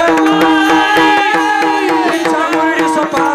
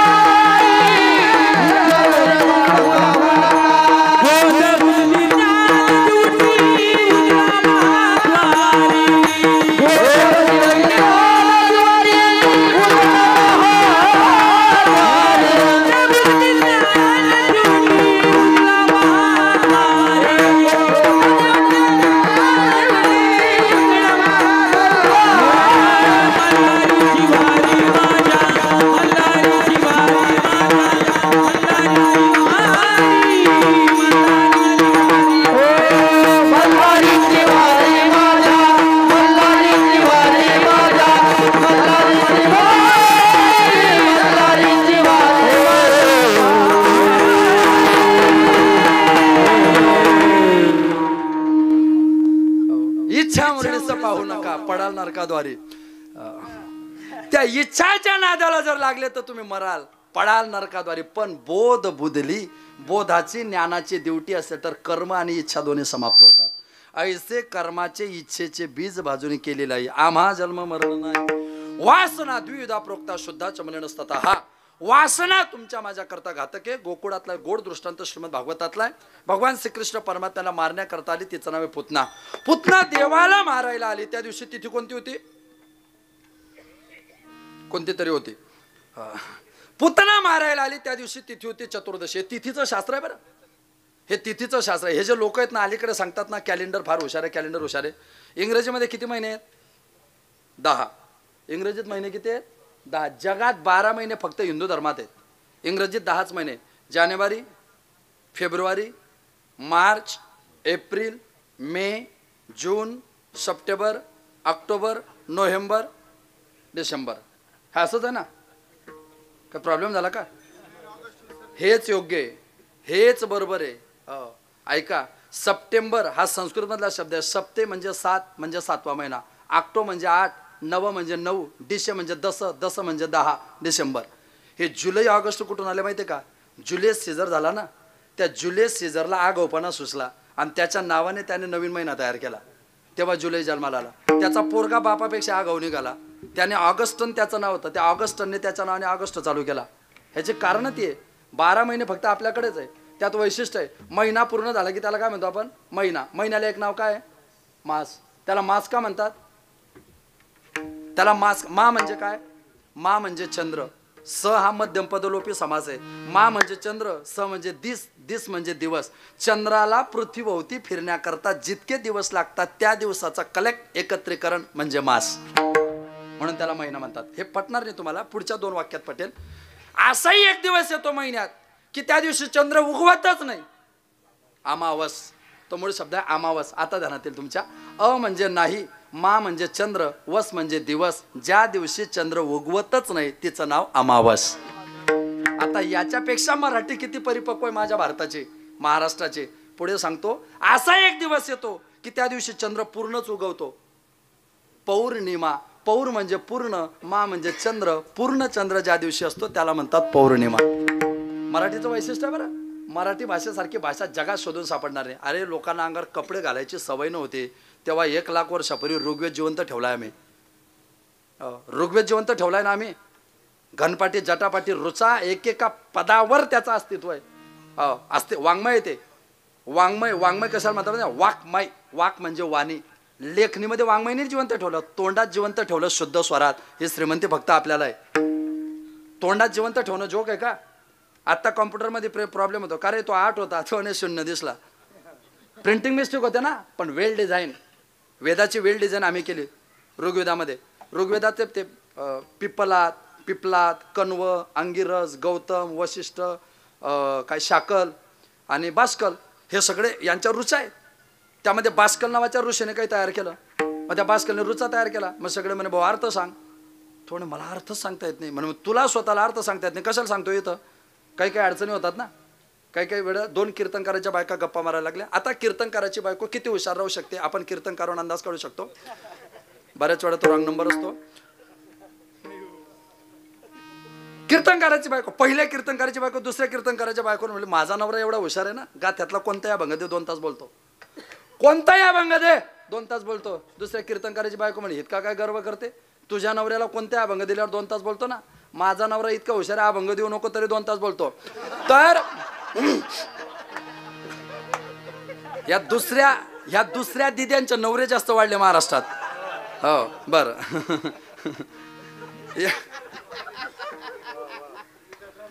एकाने माझ्या नवऱ्याचं अक्षर इतकं चांगलं आहे ना, माझ्या नवऱ्याचं अक्षर असं आहे ना, त्यांनी लिहिलं की गावात कोणाला वाचता येत नाही. दुसरे म्हणे मग काय नवले आमचं, यांचं अक्षर असं की यांनी लिहिलं की यांनाही वाचता येत नाही. भास्कर म्हणे मला अर्थ सांगतात नाही, बाकीचे म्हणे तुला अर्थ सांगतात नाही, या रुचा आम्ही कशाला घ्यायच्या. आणि तरी त्याने त्या रुचा घेतल्या आणि त्याच्या रुचा घेतल्या, पण त्याच्या रुचांना अर्थ नव्हता. तेव्हापासून आता पटेल तुम्ही किती श्रीमंत लोक आहात विचाराने, तुमच्या पुढच्या वाक्यात ध्यानात येईल. कोणताच संदर्भ नाही, काहीच समजत नाही आणि तरी बोलत राहतो. मग लोक त्याला काय म्हणतात, कोणत्या गप्पा मारतोय बास्कल हा शब्द नाही, बास्कल हे ऋषीचं नाव आहे. ज्याच्या बोलण्याला कोणतंच तथ्य नसतं अशा गप्पा जे मारतात त्याला म्हणतात बास्कल गप्पा, त्याला म्हणतात. ऋग्वेदाचं वैशिष्ट्य आहे. माझा एक मित्र तिकडं हरिद्वारला शिकायला गेला, नंतर कपडेच घेऊन आला. तर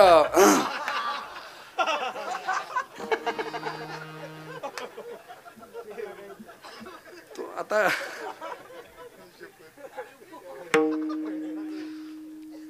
शिकून आला. तो म्हणे काय वारकरी संप्रदाय. म्हटलं काय झालं तुला, प्रॉब्लेम काय. म्हणजे वारकरी संप्रदायातले लोक श्लोक म्हणता, ओव्या म्हणता, अभंग म्हणता, रुचा कुठे म्हणता, वेद नाही म्हणत तुम्ही वारकरी. म्हटलं आम्ही वारकरी वेद म्हणत नाही. मग तुम्ही वारकरी वेद का म्हणत नाही. म्हटलं आम्ही वेद म्हणत नाही. का नाही म्हणत. आमच्या महाराष्ट्रात वेद रेडे पण म्हणतात. आमच्या महाराष्ट्रात वेद रेडा म्हणतो, हरिपाठ म्हणतो, तो भाग्यवान आहे. आमच्याकडे वेद म्हणणारा नाही, कारण वेदाला लाजवेल अशी ताकद हरिपाठात माझ्या ज्ञानोबारांनी दिली. ज्ञानोबारांची ज्ञानोबा लोक म्हणतात सोजवळ संत आहे, अजिबात नाही.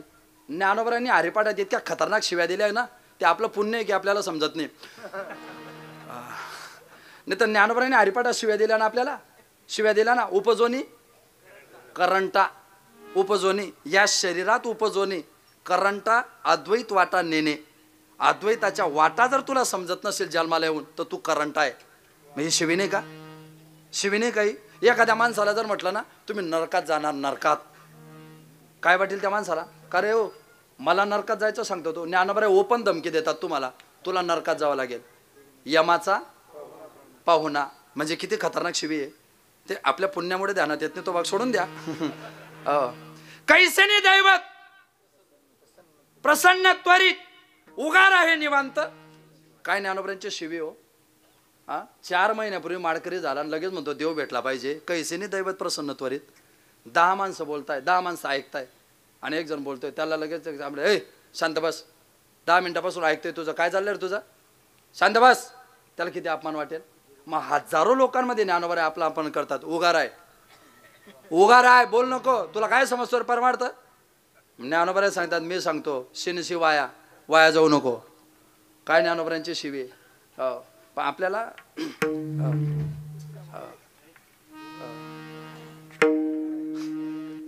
उगार आहे.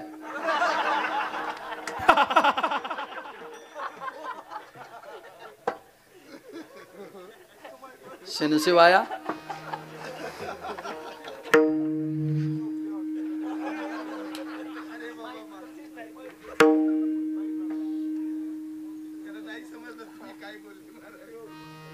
अर्ध्याला समजत नाही, त्याला काय दोष देता विचारायला. नंतर तुम्ही 15 मिनिटं बसा, तुम्हाला 13 मिनिटं समजू देणार नाही मी. माझ्या धंद्यात तेवढीच तर कमाई. सुनील पवार काय वेडा आहे का एवढा बेसोर कीर्तनकार बोलवायला.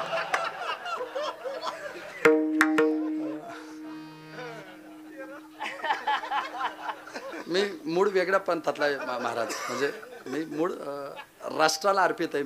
मी आळंदीहून घरी गेल्यानंतर 2 वर्ष पूर्ण राष्ट्राला समर्पित होतो, मध्य प्रदेश वगैरे असं. आणि मग त्यामुळे ते मला खूप वय कमी असेल पण माझा कलेक्ट खूप चांगला आहे तुमच्या आशीर्वादाने. एका बैठकीला मला बोलवलं आणि सांगितलं भारताविषयी तुमचं मत काय. एका वाक्यात सांगा, एका वाक्यात भारताविषयी तुमचं मत काय. बुद्धी पहिल्यापासून बरी असल्यामुळे एका वाक्यात उत्तर दिलं मी. सध्या भारताला एकाच गोष्टीची गरज आहे, हे सुशिक्षित लोक आहे ना, यांना शिक्षित करायची गरज आहे. काही गरज नाही देशाला, सुशिक्षित आहे ना त्यांना शिक्षित करा, तेवढं झालं ना सगळं झालं, बाकी काही गरज नाही. ज्ञानोबा रे तुकोबा रे तुम्हाला मला प्रत्येकाला भूमिका देतात. या जन्म मरणाच्या शृंखलेतून बाहेर काढायचं वैशिष्ट्य ते देतात. पुतना देवाला मारायला आली त्या दिवशी तिथी होती चतुर्दशी. चतुर्दशी म्हणजे काय?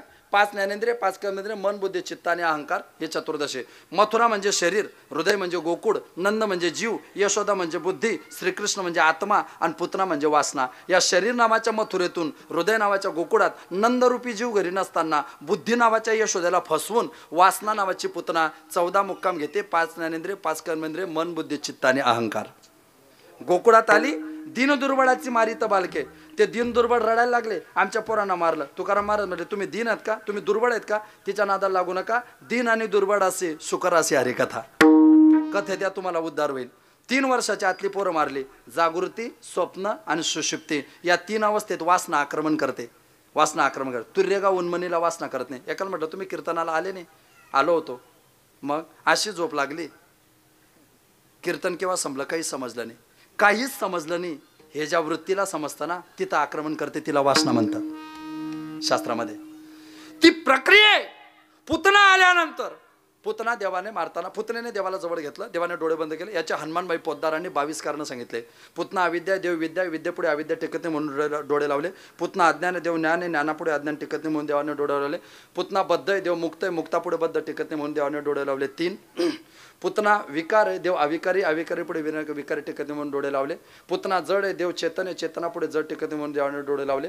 6वं कारण असं की पुतना प्रकृती हा पुरुष, पुरुषापुढे प्रकृती टिकत नाही म्हणून डोळे लावले. 7वं कारण ती वासना आहे, भक्ती, भक्तीपुढे वासना टिकत नाही म्हणून देवाने डोळे लावले. 8वं कारण आपल्या डोळ्यात नेहमी नावाचा राजा राहतो, तो म्हटला मी हिला पाहणार नाही म्हणून डोळे लावले. 9वं कारण उजव्या डोळ्यात सूर्य, डाव्या डोळ्यात चंद्र, चंद्र सूर्य म्हटले हिला कोणत्याही लोकांची गती ते, पण ह्या लोकांची गती देऊ नका म्हणून डोळे लावले. 10वं कारण तिची जी चैतन्य घनता आहे ती बद्धतेचे, याचे जे चैतन्य घनता आहे ते मुक्ततेचे म्हणून डोळे लावले. 11वं कारण तिच्या बाबतीमध्ये ती परोक्ष आहे, अपरोक्ष, अपरोक्षापुढे परोक्ष टिकत नाही म्हणून डोळे लावले. 12वं कारण ती भ्रमा आहे, हा प्रमाय, प्रमापुढे भ्रमा टिकत नाही म्हणून डोळे लावले. 13वं कारण ती संशय, हा निश्चय, निश्चयापुढे संशय टिकत नाही म्हणून डोळे लावले. 14वं कारण देवाच्या राज औषध डोळ्यांना तिला पाहण्यात अजिबात इंटरेस्ट नव्हता म्हणून डोळे लावले.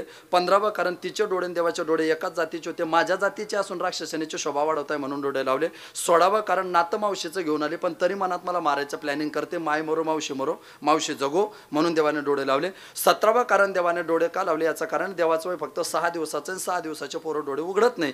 18वं कारण असं की देवाच्या हृदयात सगळे देव आहे, ते सगळे देव घाबरले, जर याने विष पिलं तर आम्ही मध्ये मरून जाऊ. देवाने सगळ्या देवांना भरोसा दिला, डरो मत, हम है, बाकी सब पानी कम है, हम है तो क्या गम है, 15 मिनिट में कीर्तन हो जाएगा. देवाने आश्वस्त केलं सगळ्यांना की काही जास्त भीती घेऊ नका. 19वं कारण देवाने डोळे का लावले, 19वं कारण देवाने डोळे का लावले याचं कारण असं मित्रांनो की त्या देवा ती विपरीत भावना आहे आणि विपरीत भावना देवाच्या भावनेपुढे टिकत नाही म्हणून देवाने डोळे लावले. 20वं कारण असं की देवाने डोळे का, 2 कारण आता माझ्याकडे उपलब्ध नाहीत. 20वं कारण असं की देवाने डोळे कालवले, भगवान शंकराचं चिंतन केलं, जटाटवी गेलं, जलप्रभा पावित असलेलं गेलं, लंबी लंबी तंबजिंग तुंग मालिकाम टमट टमट टमट टमट निनाद चक्रचंड तांडवन तनोतुन शिवश्वम. भगवान शंकराचं चिंतन केलं की मी तर दूध तुपलोणी खायला आलो, पहिलेच गिरेक विषयाचा आलं, एवढे एक गिरेक तुम्ही करा, दिवसभरची उधारी मी जमा करतो. आणि मग पुतनेचं विष पिलं, दूध पिलं, रक्त पिलं. ते भागवतात तिचे 3 रूप आहेत. ते शरीराने राक्षसन होती, लिंगाने स्त्री होती आणि अध्यात्माने वासना होती. तिच्या वासनेचे दूध पिताना तिच्या वासनेचे काही कण देवाच्या पोटात शिल्लक राहिले. देवाने पुढे मृण्मय भक्षण लीला केली म्हणजे माती खाल्ली. देवाने माती का खाल्ली याचं कारण असं आहे, गोकुळातल्या गोपिका संत आहे, गोपिका रूपी गोकुळातल्या गोपिका संत आहे. भगवान श्रीकृष्ण परमात्मा देव आहे आणि देवाच्या पोटात त्या वासनेचे पुतनेचे काही कण शिल्लक होते म्हणून गोपिका रूपी संत चरण रज लागता सहज, पुतना रूपी वासनेचे बीज जडून जाय सहज आणि मग राम नामे आवडी उपजे सहज.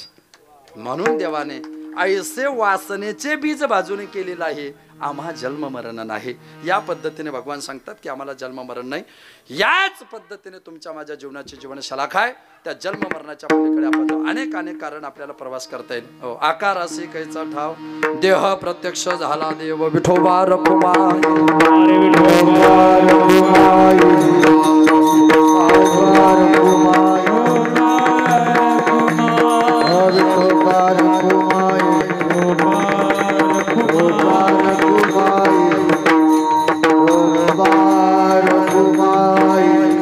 Bye.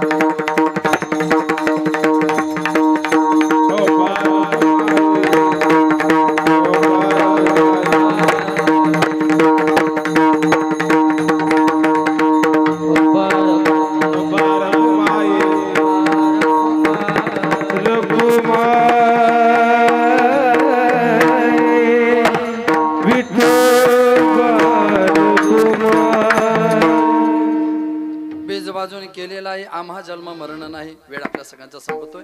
मी 1 चरण सोडले, 3 चरण सोडले. सध्या सोडणाऱ्यापेक्षा सोडणारेच फोकसमध्ये. हो, हे काल विचारलं रात्री कीर्तन कसं झालं? अभंगावर झालं. माझा वैयक्तिक मत आहे असं, शक्यतो अभंगावर बोलण्यापेक्षा अभंगातलं बोला. तुम्ही वर राहून गेले, अभंग खाली राहून गेला. अभंगात कधीतरी येणं तुमच्या माझ्याकरता गरजेचं ठरेल. ऐका, परमार्थ पथिकतेत आपण जीवन जगणारे आहोत आणि खऱ्या अर्थाने परमार्थाचं वैभव या ठिकाणी या कुटुंबावर असलेलं प्रेम आपण सगळेजण पाहतोय. या ठिकाणी असा वर्ग नाही की कोणी इथं आलेलं नाही. हे सगळेच महाराज लोक एकाचे मनोव्यापारी विश्वचे संहार आहे. आणि म्हणून परमार्थामध्ये यशवंत व्हावं, पण यशवंत होण्याकरता हजारो मार्ग सापडतात, हजारे. हो, त्या हजारो मार्गापैकी एकमेव मार्ग भगवान शंकर संगीताचे आद्य दैवत आहे. म्हणून कैलास ओंकार जप लावल्याशिवाय कृष्णा आसाराम ध्यानात येत नाही. हो, पण हे सगळं जर असेल तर तुम्हाला तुमचं कल्याण करायचं असेल तर विष्णूकडे जावं लागतं. आणि मग तेव्हा हे सगळं घडतं, अन्यथा घडत नाही. आणि हे सगळं कोण आणील? तर मग सुनील आणील. अशी सगळी परमार्थाची परिपक्वता आहे. दोन्ही धर्म धुरीन हे सगळे बसलेले आहेत आपल्या समोर. खरं म्हणजे या दोघांच्या बाबतीत शब्दात आपल्याला बोलता येणार नाही. पण संगीत एक स्वतंत्र शास्त्र आहे. सामवेदामध्ये संगीताची स्वतंत्र भाषा आहे. सामवेदामध्ये स्वतंत्र आहे. पंडित भीमसेन जोशी जेव्हा गायचे ना, मागे 3 प्रकारचे ते विणे राहायचे. त्याचा अर्थच असा आहे, ती वेदाची भूमिका आहे. ती वेदाची उदात्त, अनुदात्त आणि स्वरित ह्या तिन्हींचा अर्थ असा असतो. पुढे मुख्य गाताना त्याच्या मागे ती प्रक्रिया असते. त्याला कोरस म्हणतात आपल्याकडे. साम शब्दाचा अर्थ आहे सा म्हणजे रुचा, आम आम म्हणजे आलाप, म्हणजे ज्या रुचा आलापामध्ये गायल्या जातात असं ज्या वेदात घडतं त्याला म्हणतात साम.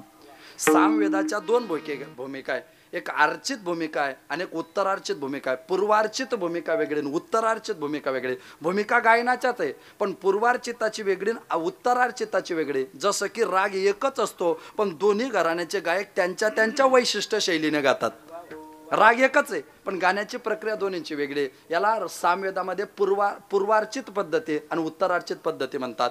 सामवेदामध्ये ती रुचा जेव्हा गायल्या जाते तेव्हा त्या रुचेचं जन्मस्थान आहे योनी मंत्र. त्याला शास्त्रात योनी मंत्र म्हणतात आणि त्याला संगीतात आम्ही थाट म्हणतो.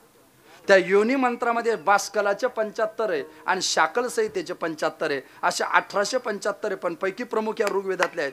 आणि याच्यानंतर त्या 2 भूमिका संगीतात तयार झाल्या. त्याला शास्त्रीय घराणे म्हणतो आम्ही. 10 थाट तयार झाले. 10 थाटातून हजारो राग आपापल्या कलेने जन्माला घालता येतात. आपल्या कलेनेच राग जन्माला घालता येऊ शकतो अशी ताकद ज्यांच्यामध्ये, असे 2 धर्मधुरीण आपल्या कार्यक्रमाला आहे. हे वैशिष्ट्य आहे संगीताचं वैशिष्ट्य. खरं म्हणजे गुरुजी मी खूप चांगलं गातो, पण हेच म्हटलं की बा मी घाबरलो गुरुजींपुढे तर मग मी काय बोलू. तर अशी परिस्थिती आहे. मी खूप खूप खूप चांगलं गातो, पण माझ्या गाण्यामुळे अडचणी वाढतात.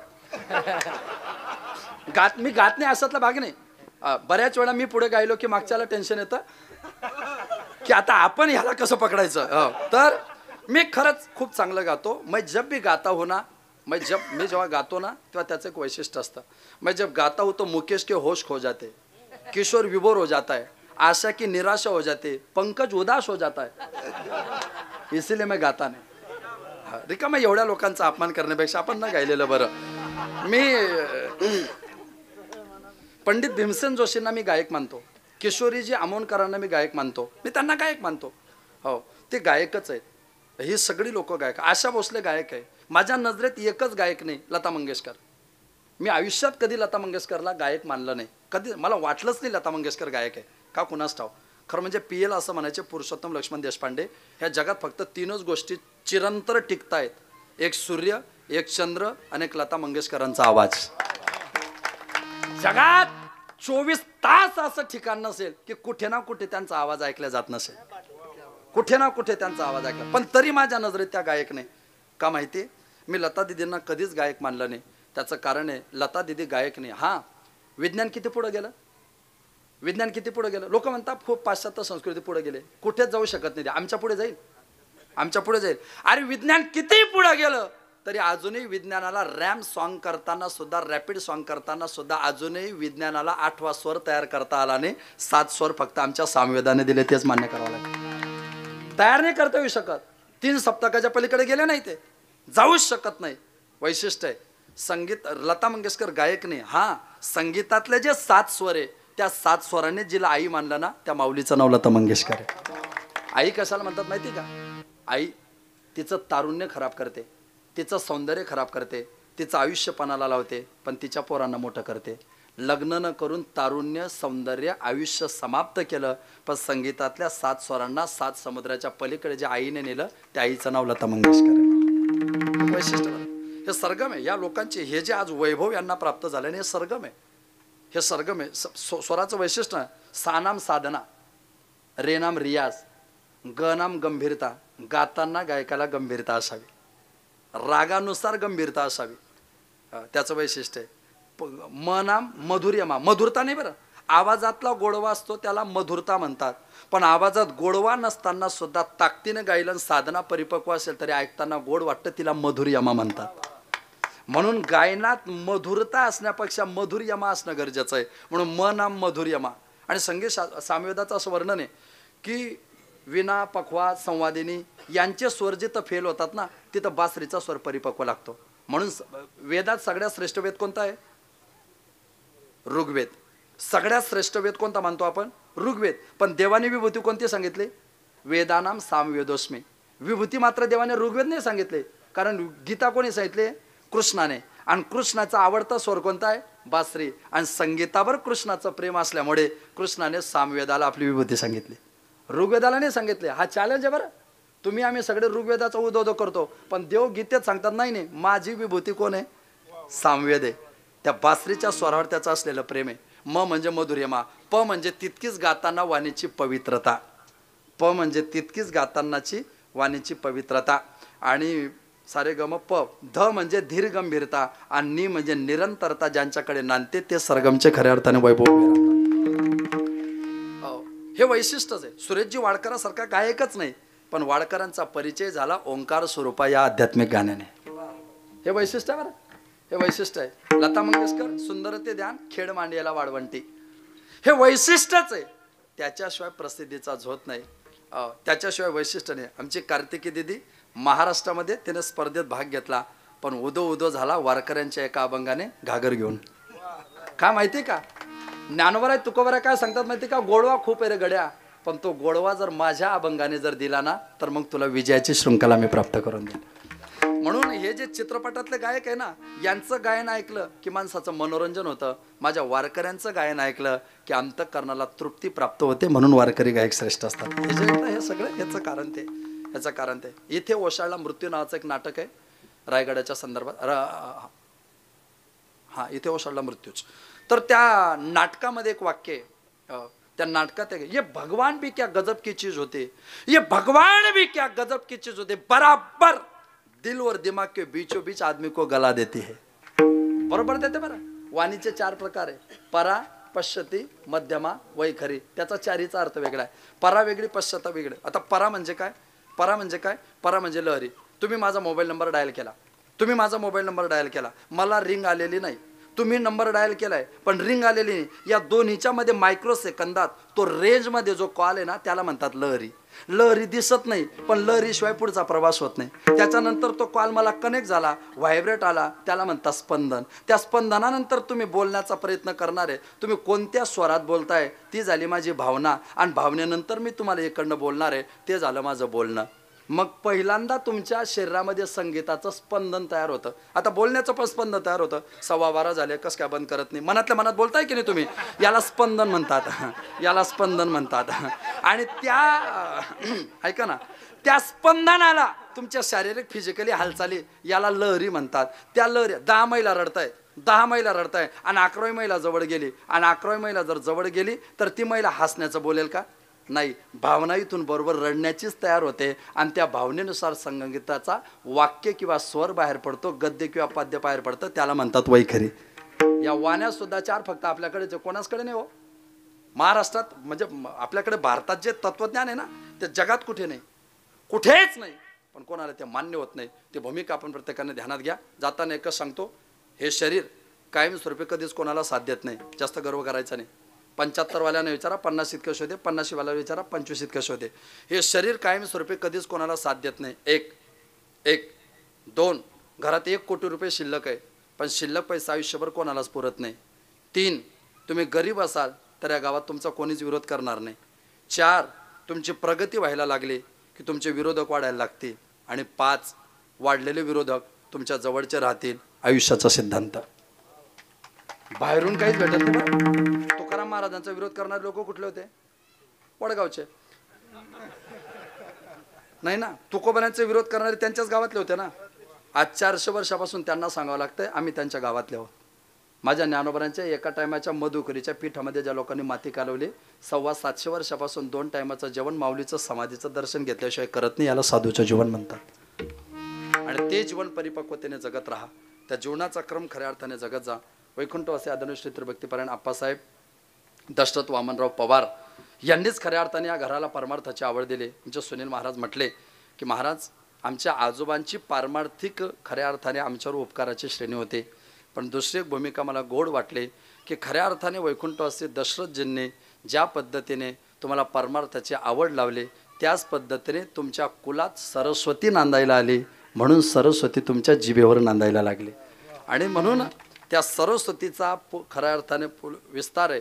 खरं म्हणजे त्यांच्या कुटुंबात 1-2 जण आई वडिलांच्या अगोदर गेले. पिता देखता पुत्र मरे, पुत्रा देखून पिता झोरे, ज्यामध्ये त्यांचे काका वैकुंठवासी रामदास दशरथ पवार असतील, त्यांचे वडील आदरणीय गणपत दशरथ पवार असतील, सरस्वतीबाई या कुटुंबाच्या खऱ्या अर्थाने वलयांकितता त्यांच्या जीवनामध्ये खऱ्या अर्थाने शारदा ज्ञानदेव लगाड असतील. त्याचप्रमाणे त्यांच्याच कुटुंबातील शोभा नरेशचंद्र राजे रणशूर असतील. त्याचप्रमाणे उज्ज्वला संजय नागवडे असतील, वैशाली राजेंद्र शितोडे असतील, अंजनाबाई बळवंत पवार असतील, त्याचप्रमाणे वैकुंठवासी आनंदराव बळवंत पवार असतील, बाळासाहेब बळवंत पवार असतील, नारायण बळवंत पवार असतील, त्यांच्याच कुटुंबातील राजेश आनंदराव पवार असतील, नितीन आनंदराव पवार असतील, दत्तात्रय बाळासाहेब पवार असतील, सचिन बाळासाहेब पवार असतील, पोपट बाळासाहेब पवार असतील, त्यांच्याच कुटुंबातील ही जी शृंखला आहे, निखिल नारायण पवार, प्राची नारायण पवार, गौरी नारायण पवार या समस्त कुटुंबांच्या संबंधाने हेमलता मकरंद शिंदे, त्याचप्रमाणे हेमलता मकरंद शिंदे या त्यांच्या कुटुंबातील तिसरी सीमा योगेश धमढरे, भाऊसाहेब रामदास पवार, राहुल रामदास पवार, अभिजित गणपत पवार, नरेश शुभम नरेशचंद्र राजे रणशूर. आणि खऱ्या अर्थाने हे सगळं वैभव ज्यांनी एकत्र केलं, आरती प्रदीप लगड आणि भारती विनोद लगड यांच्यासह हे सगळं वैभव ज्यांनी निर्माण केलं, ते आमच्या सर्वांचे लाडके गुरुबंधू आदरणीय सुनीलजी महाराज. आणि महाराजांवर प्रेम करणारे हे व्यासपीठावर बसलेले तर आहेच, पण व्यासपीठावरचे ज्यांच्या चरणाजवळ घडले ते सुद्धा या ठिकाणी उपस्थित आहेत. आणि खऱ्या अर्थाने हीच परमार्थाची श्रीमंती. आमच्याकडे असं म्हटलं जातं की श्रीमंत माणूस कोण? ज्याच्या दरवाजावर जितके जास्त जोडा चप्पल तो अविनाश महाराज श्रीमंत. ज्या दारासमोर कायम लोकांनी तुमच्याकडे अपेक्षेने यावं की बाबा आमचं हे झालं पाहिजे. आणि ही परमार्थातली खरी श्रीमंती मला असं वाटतं आप्पासाहेबांच्या नंतर सुनील महाराज तुम्ही 3ऱ्या पिढीमध्ये टिकवली, याचा आम्हाला प्रत्येकाला सार्थ की हीच खरी परमार्थातली श्रीमंती. आणि तेच वैभव जीवनात कमवत राहा, हीच अपेक्षा आपल्या सगळ्यांना करतोय. संपली माझी भूमिका. सगळ्यांना सर्वकाल सर्व पद्धतीच्या शुभेच्छा. शेवटची सूचना होईल तोपर्यंत कोणी जागा सोडायची नाही. जो जागा सोडेल तो जागा सोडेल. हो, मी एक श्लोक म्हणेन, आपण सगळ्यांनी मायमागे म्हणायचं आहे. ज्यांच्या पुढे माईक आहे त्यांनी प्रकर्षाने म्हणायचं आहे. हिंदवा स्वधरा सर्वे न हिंदू पतितो भवेत्, मम दीक्षा हिंदू रक्षा, मम मंत्र समानता. भारत माता की जय. या श्लोकाचा सरळ अर्थ आहे, तुम्ही आणि मी एकाच आईच्या पोटी जन्माला आलोय. तुमची आणि माझी आई एकच आहे, तिचं नाव आहे भारत माता. आपण त्या भारत मातेचे पोर आहे. या भारत मातेचं वर्णन आहे सस्य श्यामला. वंदे मातरम मध्ये वंदे मातरम ज्यांनी लिहिलं 1875 बंकिमचंद्रचे चटर्जी, त्यांना मी कधीच साहित्यिक म्हणत नाही, कवी म्हणत नाही. मला नेहमी असं वाटतं बंकिमचंद्र चटर्जी हे 19व्या शतकातले महान ऋषी होते, ज्यांनी वंदे मातरम नावाची ऋचा दिली आणि इंग्रज नावाचा विकार आमच्या देशातून घालवायला मदत केली. सस्य श्यामला, श्यामल म्हणजे सावळा किंवा काळा. रामाचा रंग सावळा आहे, कृष्णाचा रंग सावळा आहे, पांडुरंगाचा रंग काळा आहे, शंकराचा कंठ निळा आहे. या भगवान राम कृष्ण पांडुरंगाला कधीच मरण नाही, कारण ते श्यामल रंगाचे. तसा सगळ्या जगाचा नाश होईल पण या भारत मातेचा नाश होणार नाही, कारण ही सुद्धा श्यामल रंगाची. आपला देश, आपला धर्म, आपला वारकरी संप्रदाय याची रक्षा हीच आपली दीक्षा. 2 तासापासून बोलतोय. एखाद्या वेळेस तुम्हाला माझं कीर्तन आवडलं असेल, एखाद्या वेळेस आवडलं असेल, पण मी ठरवलं ना पुढच्या 1.5 मिनिटात तुमच्या गावात भांडणं लावू शकतो. ते माझं स्किल आहे. मला भांडणं लावायला काय लागतं? ISC, IST, INT, VJNT, open, OBC, कोडी, माडी, साडी, मराठा, लेवा, राजपूत, गुजर, चर्मकार, लोहार, डोहार, वाणी, वंजारी, पिंजारी, सुतार, खाटीक, मोमीन, इस्लाम, पटेल लागले भांडणं. मी बाहेर गावातून येऊन तुमच्या गावात फक्त जातीवादाची भाषणं देऊ शकतो. मी बाहेर गावातून येऊन तुमच्या गावात फक्त जातीवाद बोलू शकतो.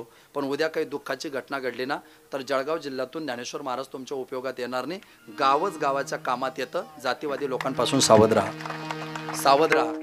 तुम्ही खाली बसलेले आणि आम्ही उभे राहिलेले, आपली जात कोणती असो पण गावागावात सगळ्या जातीचे लोक भावाभावासारखे प्रेमाने नांदले पाहिजे. हा वारकऱ्याचा समरसतेचा मंत्र. निवृत्ती ज्ञानदेव सोपान मुक्ताबाई अक्कनाथ ज्ञानदेव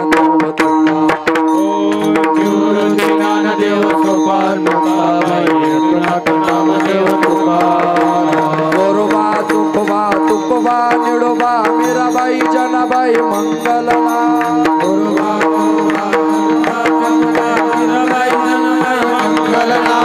नामया तुकोबा ज्ञानोबाई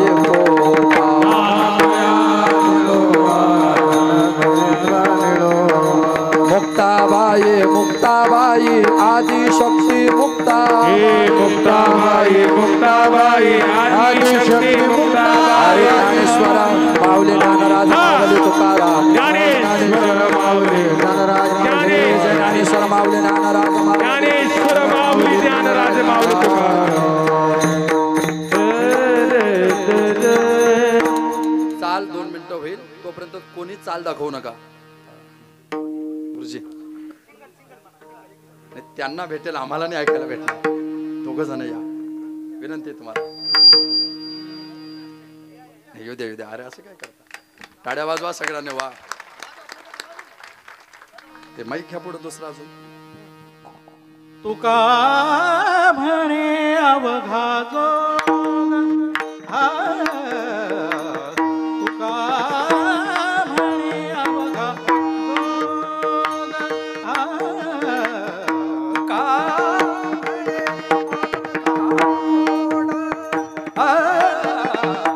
तुका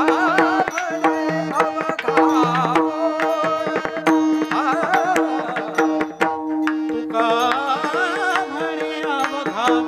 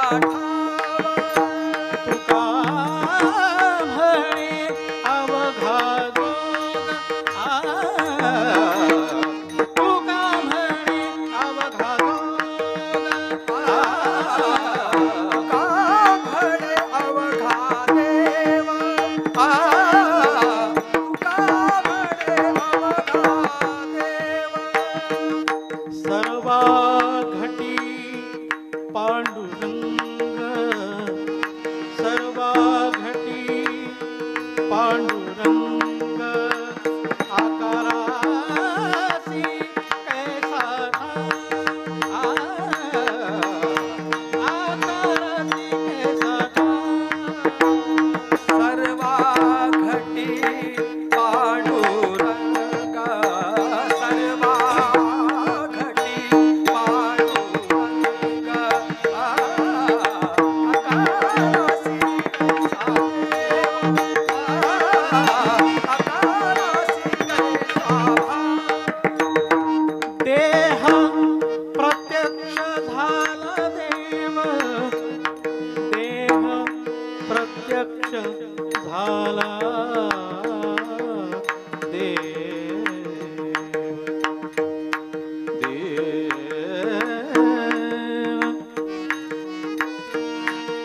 प्रत्यक्ष झाला देव,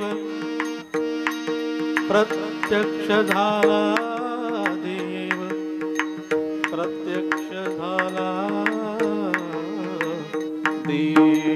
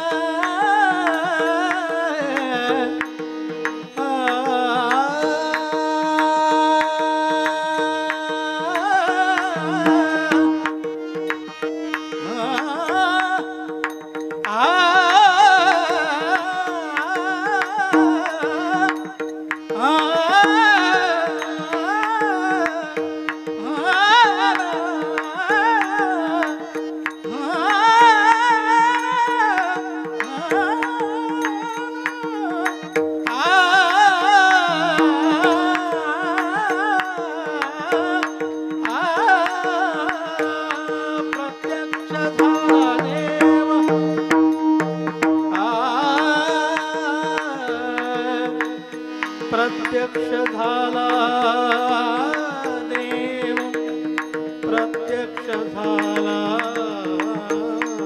देह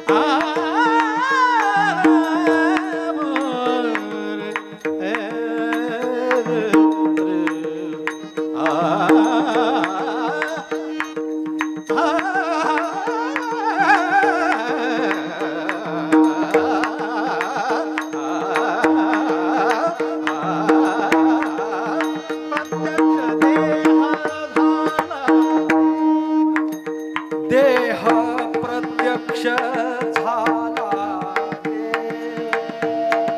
देह प्रत्यक्ष झाला देव, देव प्रत्यक्ष झाला देव.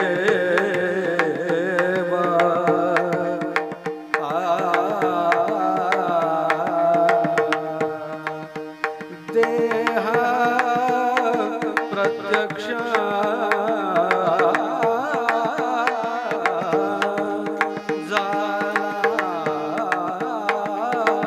देव, देह प्रत्यक्ष झाला देव.